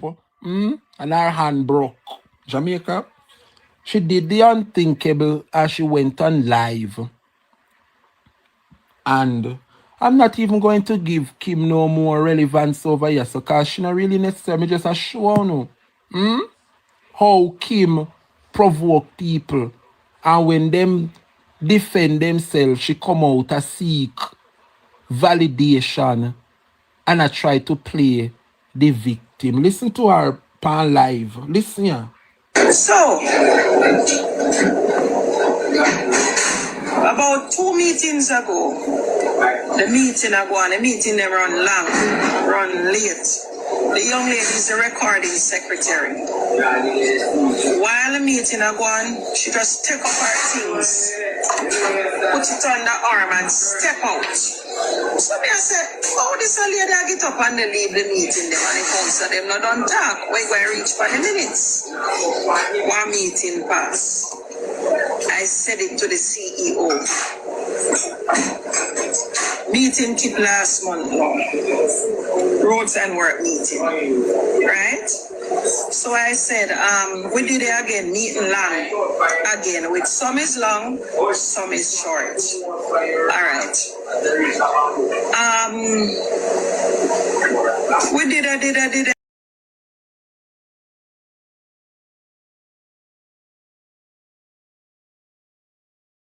Until the meeting done. When the lady stepped out this time, I said, no man, when I'm not there, the fool with this woman here. Because she can't so tame and they step out when she feel like stepping out and her work, she at work. Stop. Me no need to listen no more, Kim. Don't say than them you cannot fight. I'm not going to play this 20-minute live where she did come out to seek validation. I don't have the time, nor do I have the energy. Let me ask you something, Kim. Are you the chairman for the municipal corporation? Huh? Now, I want to ask you, are you the president of the municipal corporation? Are you the mayor for St. Anne? Because if somebody is doing their job and they are being paid to do the job, yeah? And for whatever reason, the individual decide to take up our bag and our cushionment and leave the meeting, and the CEO no stop her, the mayor no stop her, the chairman for the municipality no stop her. How dare you intervene? And I come and dare the municipality about somebody in there is with the lady while she's behaving like that. You are not the CEO, Kim. You are not the chairperson for the municipal corporation, and you are certainly not the custos nor the mayor for St. Anne. So if the mayor, the custos, or the chairman or the president didn't intervene, who are you to intervene into a matter? No wonder you get your ass boss. Nobody's condoning violence, you know. You know what, I move on from this, you know, because of labor right matters, I have more pressing matters to talk about, more than Kim. Kim, remember, you know, have a good reputation. So you see the little bit of reputation which you have, see if you can guide yourself accordingly and make when your time come to represent yourself for the Caribbean Maritime University money, then can find you in good health. Because a somebody they look for damage your body. So that you can stay in a hospital and have an excuse not to turn up to court. You shall be paying back the millions where you are royal thief. I mean, I no more time at Tarip and Kim. Somebody you they look for get themselves in a trouble and batter you to a pulp so you can have an excuse not to turn up in court. Caribbean Maritime and the people them pitney money must be returned. And I am not going to be over here giving you no more time that you do. Look here now, girl. Moving on, Jamaica.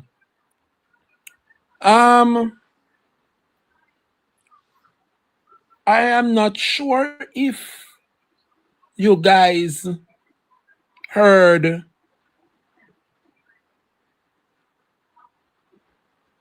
this statement by the leader of the opposition concerning NARA. NARA is now law, and them put the mechanism in place to roll out NARA. But for one final time, I saw the leader of the opposition came out and speak this morning concerning NARA and its provisions. Jamaica, NARA is up to no good. NARA is up to no good. And I'm going to expose why I say that in another minute from now.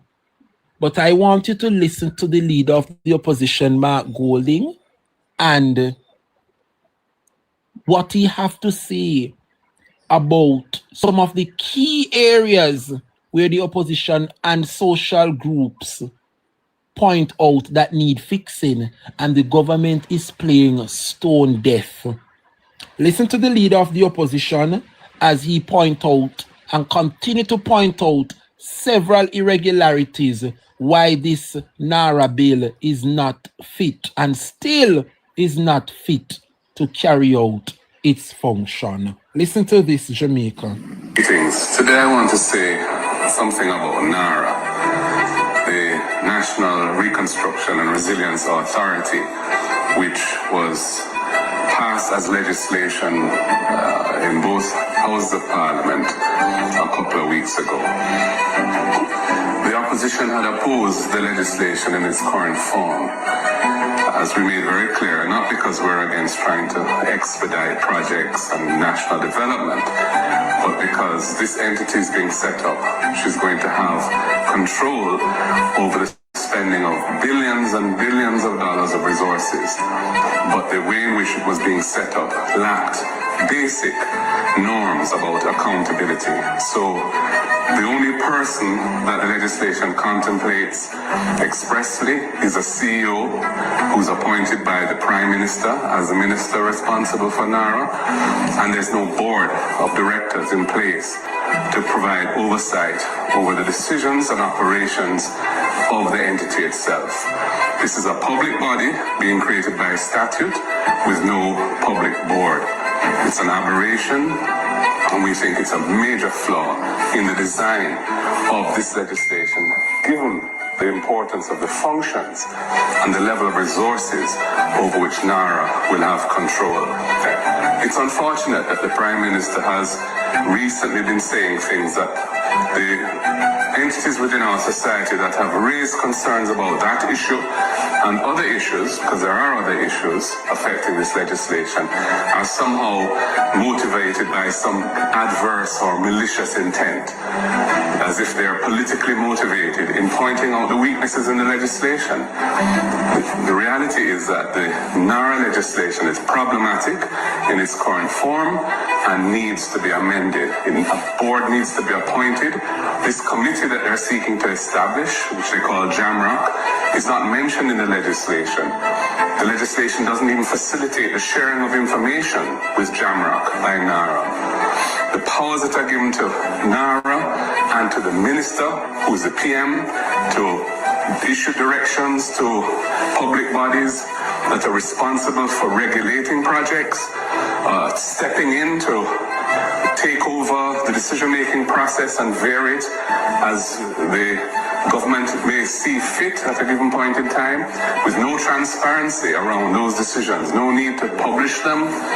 The reports aren't being sent to Parliament to be invigilated by a committee of the whole House, as is done for Bank of Jamaica now.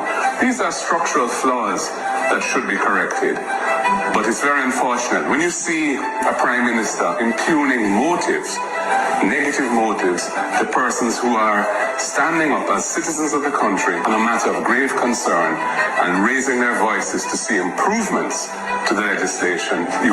It's a red flag that something is fundamentally wrong with what is happening. And that is what I wanted to share with you today. You hear that? So the oversight body that they claim that they are putting in place, which is a body known as JAMROC, Mark Golding said at no point in time that oversight body is mentioned in the NARA bill. So one of the major development, if not the most intense development and reconstruction building efforts in this country, will not have a mechanism or an oversight body in place.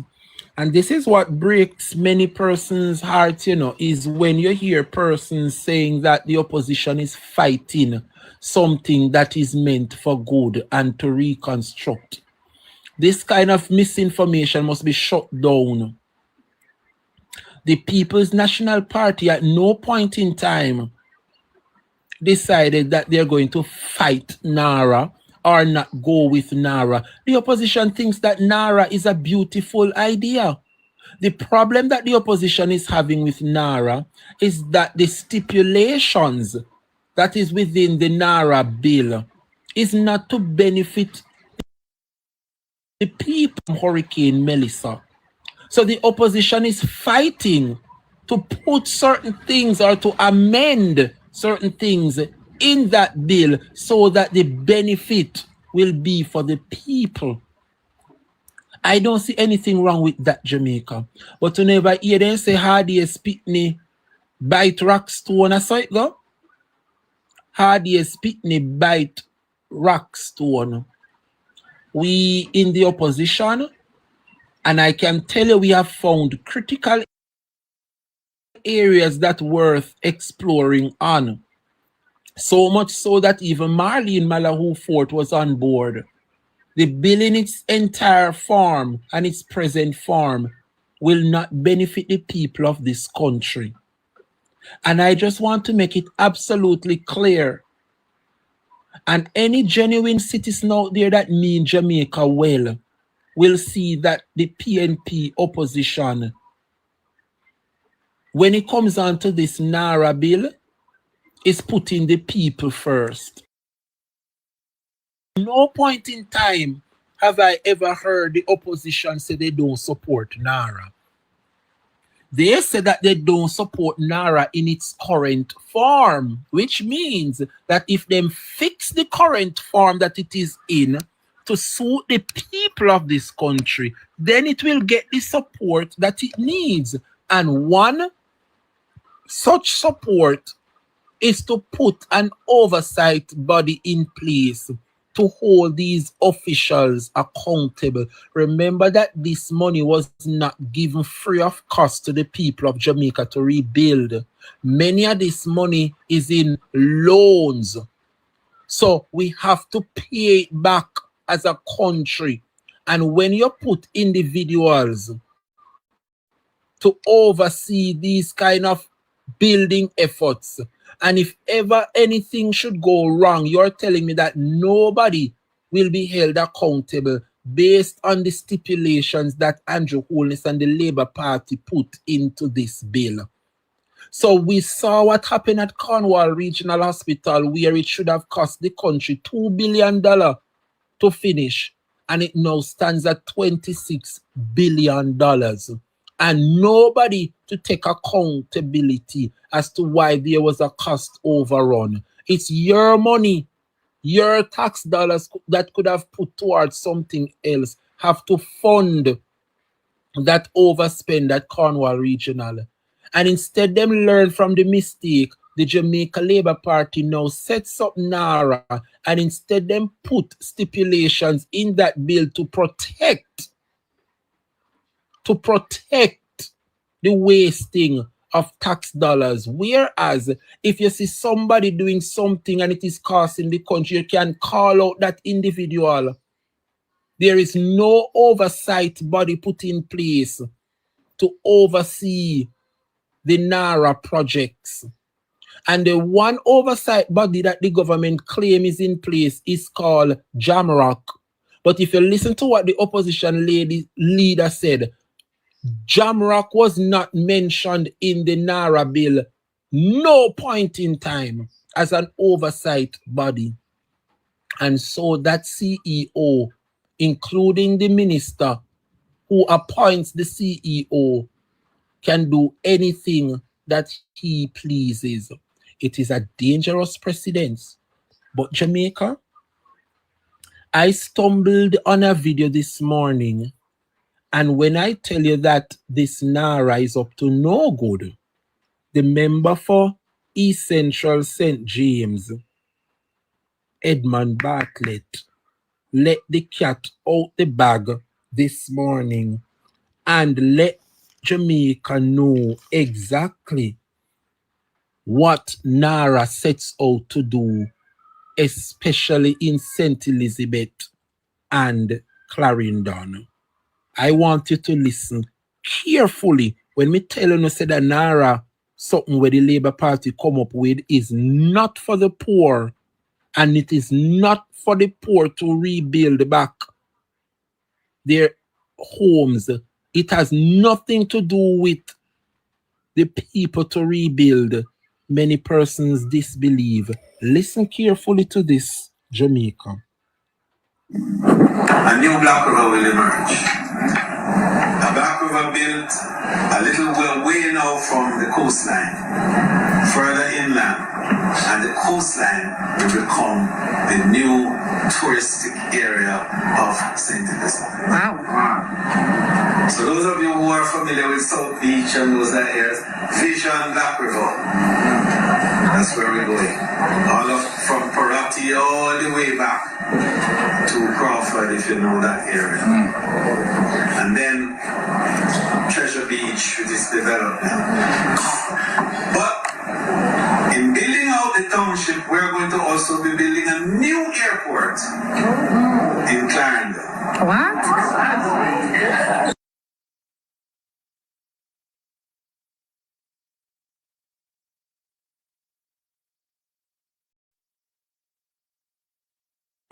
You know Ali?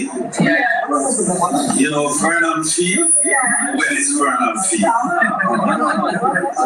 Brand new airport that will be able to be the largest airport, definitely in arguably the Caribbean. Because if you recall, it was a base. And so that the runway is still there in all its form, just for a little tweaking to be done. And you hear that? Black River will now be rebuilding inland, and so the coast will be redeveloped like South Beach. So all them little people there which part did have them family and then grandparents dead left one little waterfront, give them and then have their house. Black River will now be moved inland, and the people them prime front water beachfront properties, the government will now intervene to transform the prime lots and give it to them big shot friend for tourism. I told you what is to come, Jamaica, and we would have warned them. Yeah? But here is a government, Jamaica, that doesn't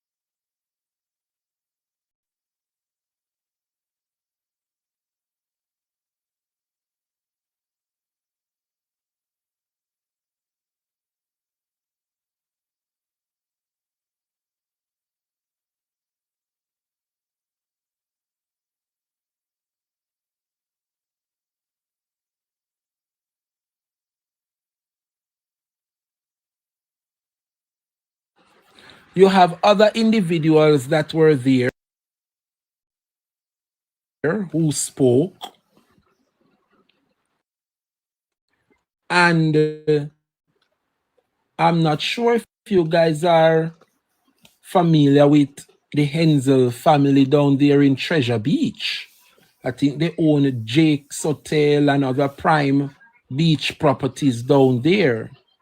One of the brother to Justin Hensel, yeah, Jason spoke right here, and the brother, one of the Hensel, owns the piece of land where some more long time airstrip was on in St. Elizabeth, that side. And they are happy for this reconstruction thanks to NARA, because NARA will put in place stipulations to develop that small airstrip to which they are going to privatize. If you had listened to that contribution that Justin made at this gathering, it is eye-opening. And when I look Jamaica, I said to myself, everything is now falling into place because Jason Hensel and Justin Hensel. Justin is the brother, yeah, to Jason. But remember that the sister, one of the Hensel, marries to Anthony Anderson.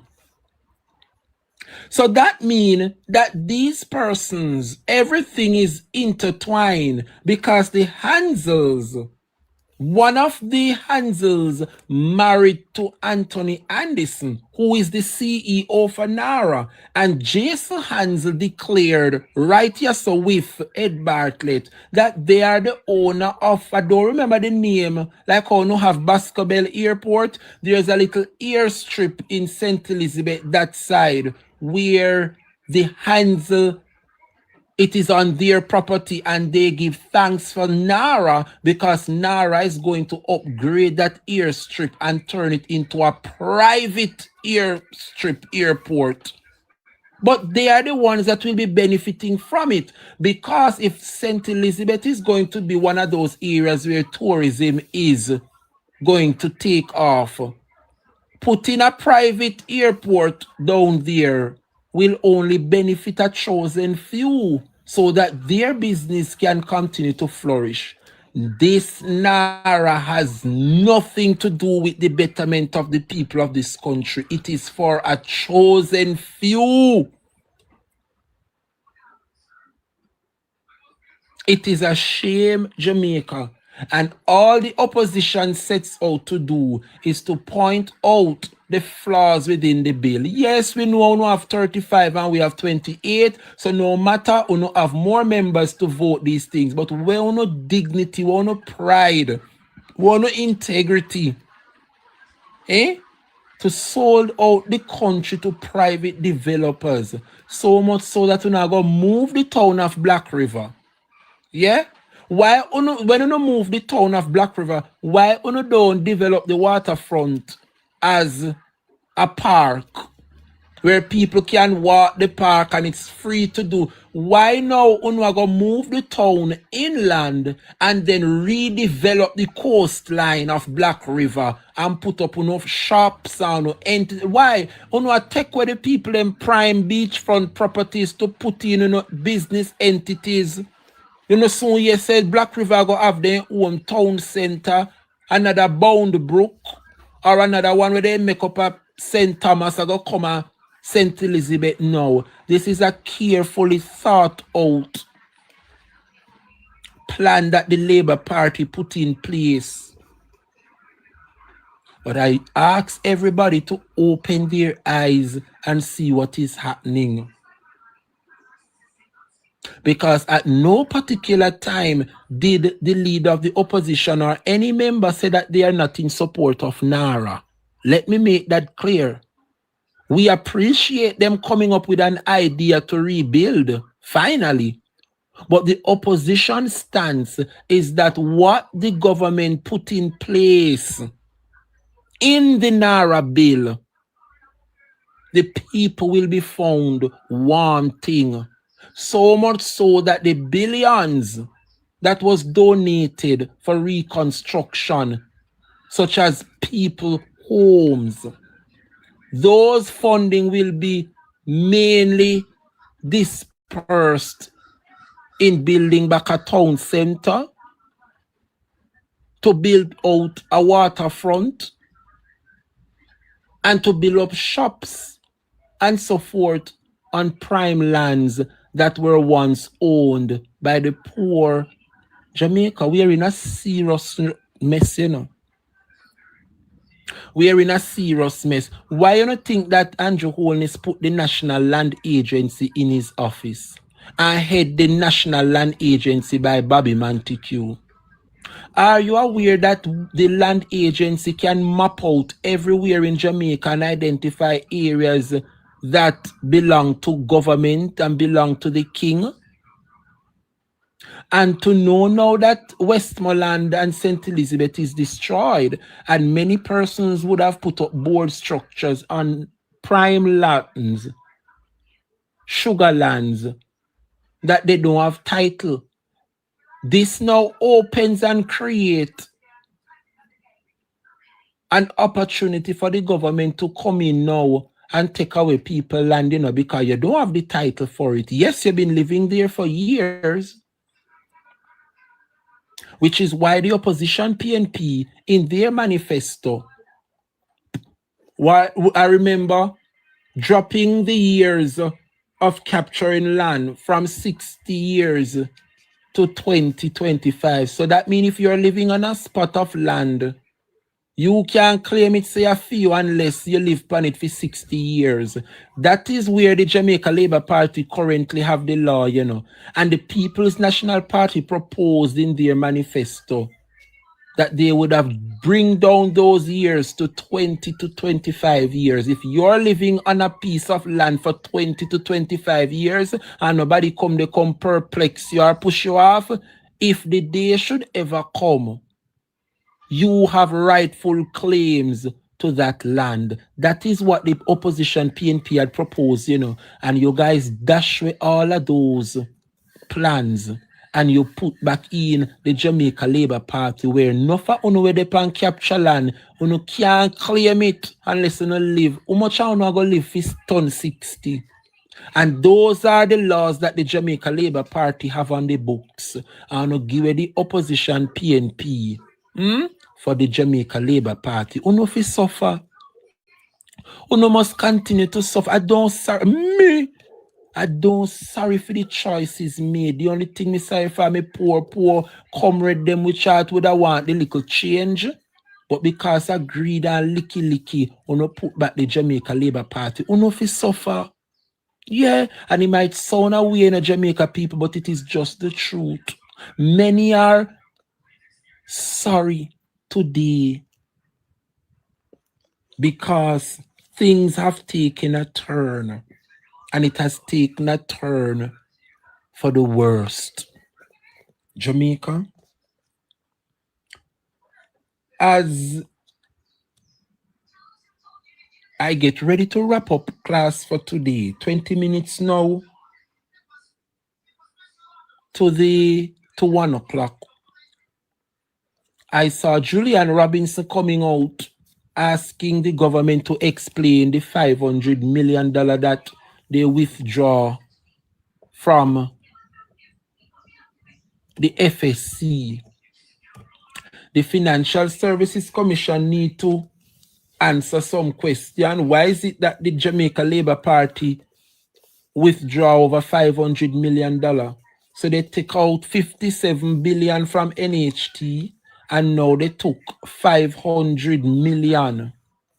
We need some answers as to why. Why it was done, we need some answers. Because this budget that Faval bring to the country falls short in many, many ways. The budget falls short in many, many ways. Jamaica, I'm not sure if you guys, and I know many persons would have ventilated the matter. However, I don't think I need to expound anymore on the blackouts, All Island blackout over the weekend, because we all are aware what is happening. I think it was strategic and I think it was carefully crafted. And somebody is not telling us the truth. But Jamaicans know exactly what is shaping up. And when you have a leader that cannot respond in a manner to protect its citizens, is a leader that one will need to watch closely. I remember when Michael Manley made his speech responding to the United States that Jamaica, under his leadership, will continue to walk on its feet and not on its knees. And for a small island state as Jamaica, then, to be standing up on principle, I don't understand where we are heading as a country when the Prime Minister would have signed deals that he is well aware is not in the interest of Jamaica. Well, left to see the outcome, Jamaica. It's left to see the outcome. Well, as I get ready to wrap up, I want to speak a little about Portmore. Anybody listening from Portmore? Well, according to the Electoral Commission of Jamaica, the Electoral Commission moves to make Portmore Jamaica's 15th parish. I don't know if you guys saw it.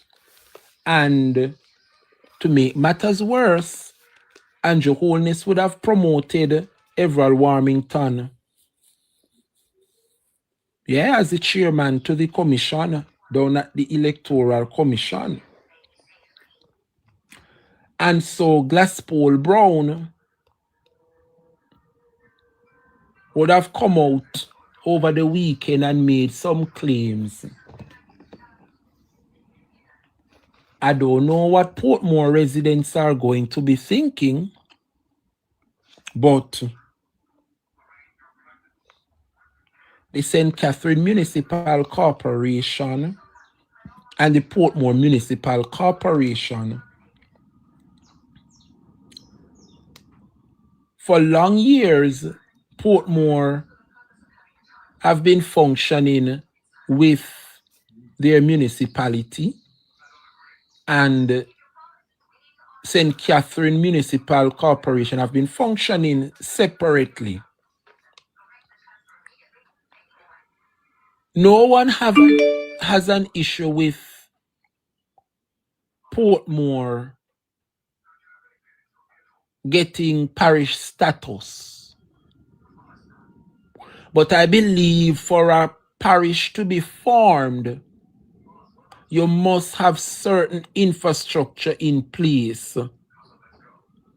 And currently, Portmore does not.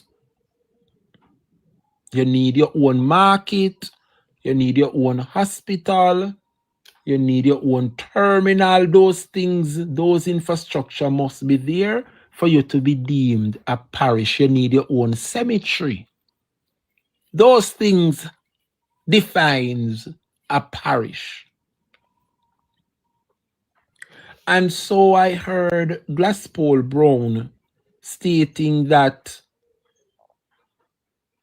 it is going to be very interesting drafting Portmore as a parish, because the way in which Portmore is shaped within the parish of St. Catherine, it is going to be very difficult for a parish border to be drawn without interfering with constituency boundaries. And this is one of the main reasons why Portmore was functioning okay within St. Catherine as the largest community in the Caribbean. Now, the Jamaica Labour Party is seeking to split Portmore from St. Catherine and turn Portmore in a parish by itself. Now, Portmore currently has 3 constituencies: South, East Central, and Southeast. And now Glasspool Brown is telling us that there is a possibility that Portmore will have a fourth constituency. This is what the Jamaica Labour Party sets out to do, you know. When they know that the odds is against them, then go around and cut up the constituency and shift the borders them and create a brand new constituency. Yeah? And create more garrisons than needed. It's the same thing they do in St. James and make that central St. James constituency where Heroy Clark now sits. So Glasspool Brown is saying that we might have a West Portmore, because what they're going to do is try to cut Fitzjackson's South St. Catherine seat into two. So you're going to have a South Portmore and a West Portmore and a East Central Portmore and a Southeast Portmore. So what we are seeing happening here going forward is for the formation of a brand new constituency. But Portmore people are not idiots. And Portmore people knows exactly how they were established, and they will continue to be grateful to the People's National Party for the built out of Portmore. Jamaica, I want you to listen to what Glasspool Brown has to say about Portmore becoming Jamaica's 15th parish. Listen to what the news have to say about the matter. Also developing, residents of Portmore and St. Catherine are being warned to brace for constitutional and electoral changes, as the Electoral Commission of Jamaica, the ECJ, has proposed an electoral boundary realignment for the new parish. The ECJ says these steps are being taken based on directives from the Boundaries Committee of Parliament and in accordance with the Constitution of Jamaica. However, Director of Elections Glasspool Brown says despite the debates around the issue, this marks an important step in a structured and constitutionally guided process. Natasha Williams tells us more. On February 28, 2025, the Portmore City Municipality was granted parish status under the Counties and Parishes Amendment Act of 2025. Since then, constituency and parish boundary policies have been a growing concern among Portmore and St. Catherine residents. The move has also reignited government opposition debates over the proposed electoral realignment. Director of Elections Glasspool Brown told the CVM News that following consultations with community members, independent stakeholders, and political groups, Portmore is being elevated as Jamaica's 15th parish. So we have started that work, that in terms of the consultation with critical stakeholders, both the persons from Portmore and the wider St. Catherine, and to a certain extent to any interested party within Jamaica who want to make a contribution. So these different layers have been established, the PBF, the Parish Boundary Forum, and the Parish Boundary Advisory Committee, so as for the process to be as transparent as possible. Mr. Brown noted that although the proposed changes would affect 4 constituencies, the transparency aims to prevent constituency boundaries from crossing parish boundaries. The boundary for the parish has been established. It's for us now to make sure that within the parish boundary, that the constituencies and the boundaries for the constituencies remain within those parishes. For example, the constituency of St. Catherine South and St. Catherine Southeast and St. Catherine East Central will no longer have those names. they become a Portmore. So it could be at the Portmore West, Portmore East Central, or Portmore South. So then they'll be placed in a no longer in a section constituency, but in a Portmore constituency. As residents adapted to changes, Mr. Brown promised they will receive clear guidance as Portmore fully transforms into a parish. We'll be embarking on a public education program so as to sensitize persons where they with constituency are now assigned to in terms of being on the voters list, etc. So a part of the exercise, and then more so when you have decided that when we made a certain amount of decision, we will embark on a public relations and public education exercise. The Electoral Commission of Jamaica, ECJ, is expected to finalize and submit its recommendations to the Parliamentary Boundaries Committee by 2027. Natasha Williams, CVM News. All right. So, according to Glasspool Brown, the public will have a say in this matter. Who, so far, you consult on this parish alignment, making Portmore the 15th parish? I want to know where them a meeting a keep, which part Glasspool Brown sit down with Portmore residents, and Portmore people tell them so they're ready and they want them parish status. Because the only person I know would have pushed this narrative is Orlando Terry Long. So I don't know when did the people of Portmore agree? Because what is at stake, Jamaica? Portmore is one of those places because the lots are equally divided and the houses are named and numbered. It can be easily targeted for land tax compliance. And so Jamaica stands to benefit in that way because persons will be easily identified whether or not they're paying their land taxes. But I would love to know, how is it that these parish borders and boundaries will affect the existing constituencies? Because I am seeing the Labour Party cutting off Gregory Park or sections of Gregory Park and put it over Dr. Dawes so that they can have a chance in Southeast St. Catherine.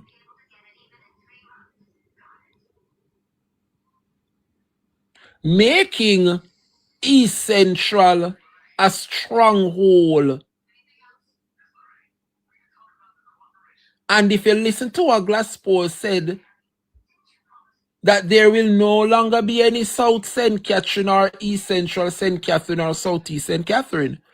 What they're going to do is to split South St. Catherine, that's Fitzjackson seat, and call one area South Portmore, and from South St. Catherine will emerge Western Portmore.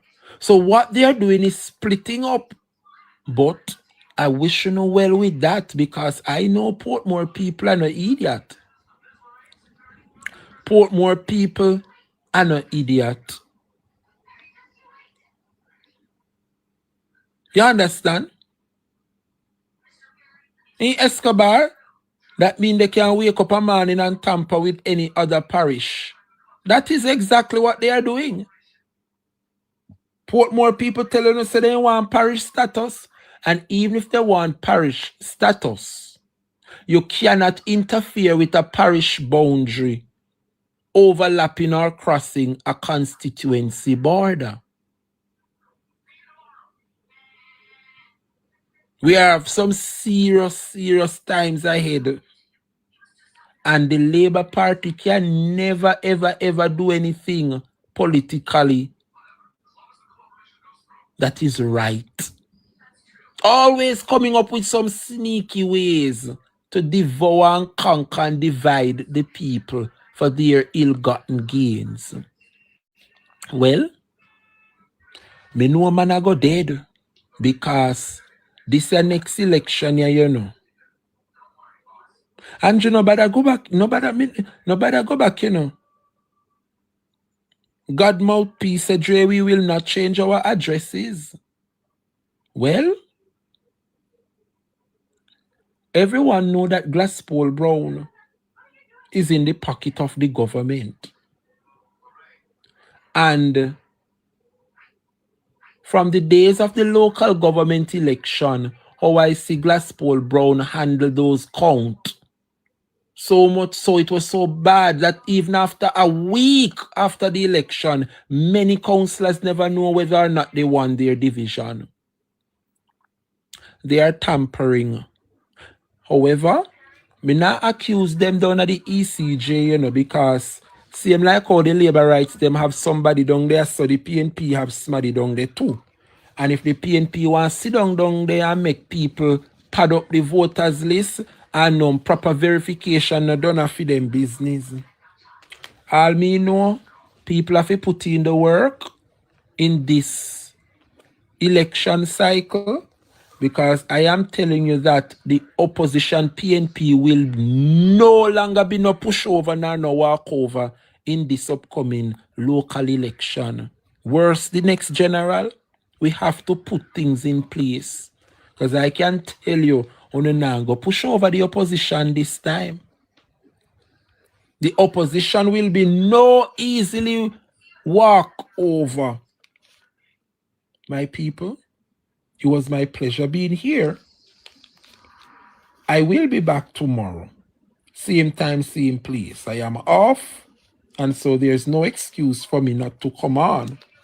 So I want to thank you guys so much for participating. It's now 1 o'clock, and you know, this is where I take my exit. Thank you guys so much for the support and the love. Catch you guys tomorrow, where we'll do it all